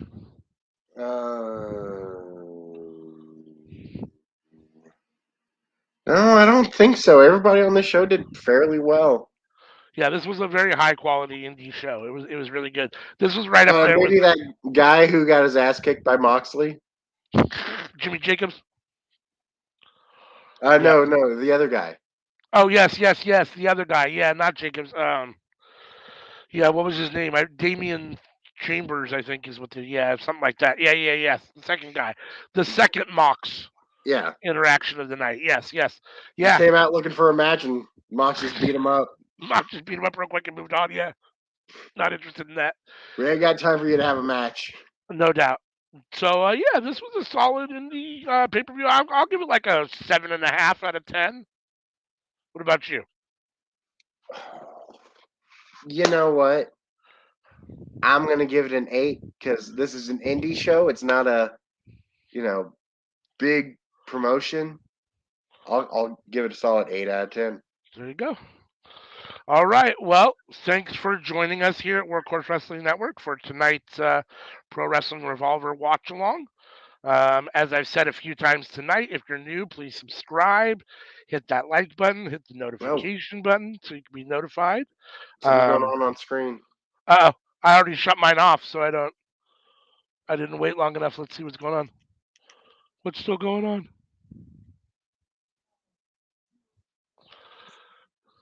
Hold on, we'll see what's going on here real quick. We got Mance Warner talking.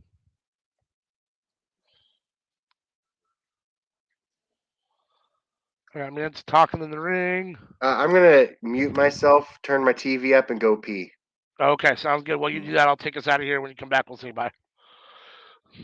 So Mance is talking in the ring, but like I said before, we're here on Tuesday nights, 7:30 p.m. Pacific Standard Time, 10 p.m. Eastern for the Cookout, where we talk about all things wrestling and all things not wrestling. We're here live on Friday nights for Friday Night Fights. We do a watch along for SmackDown and then Rampage. So join us for that. Any other shows that might be live on Friday night.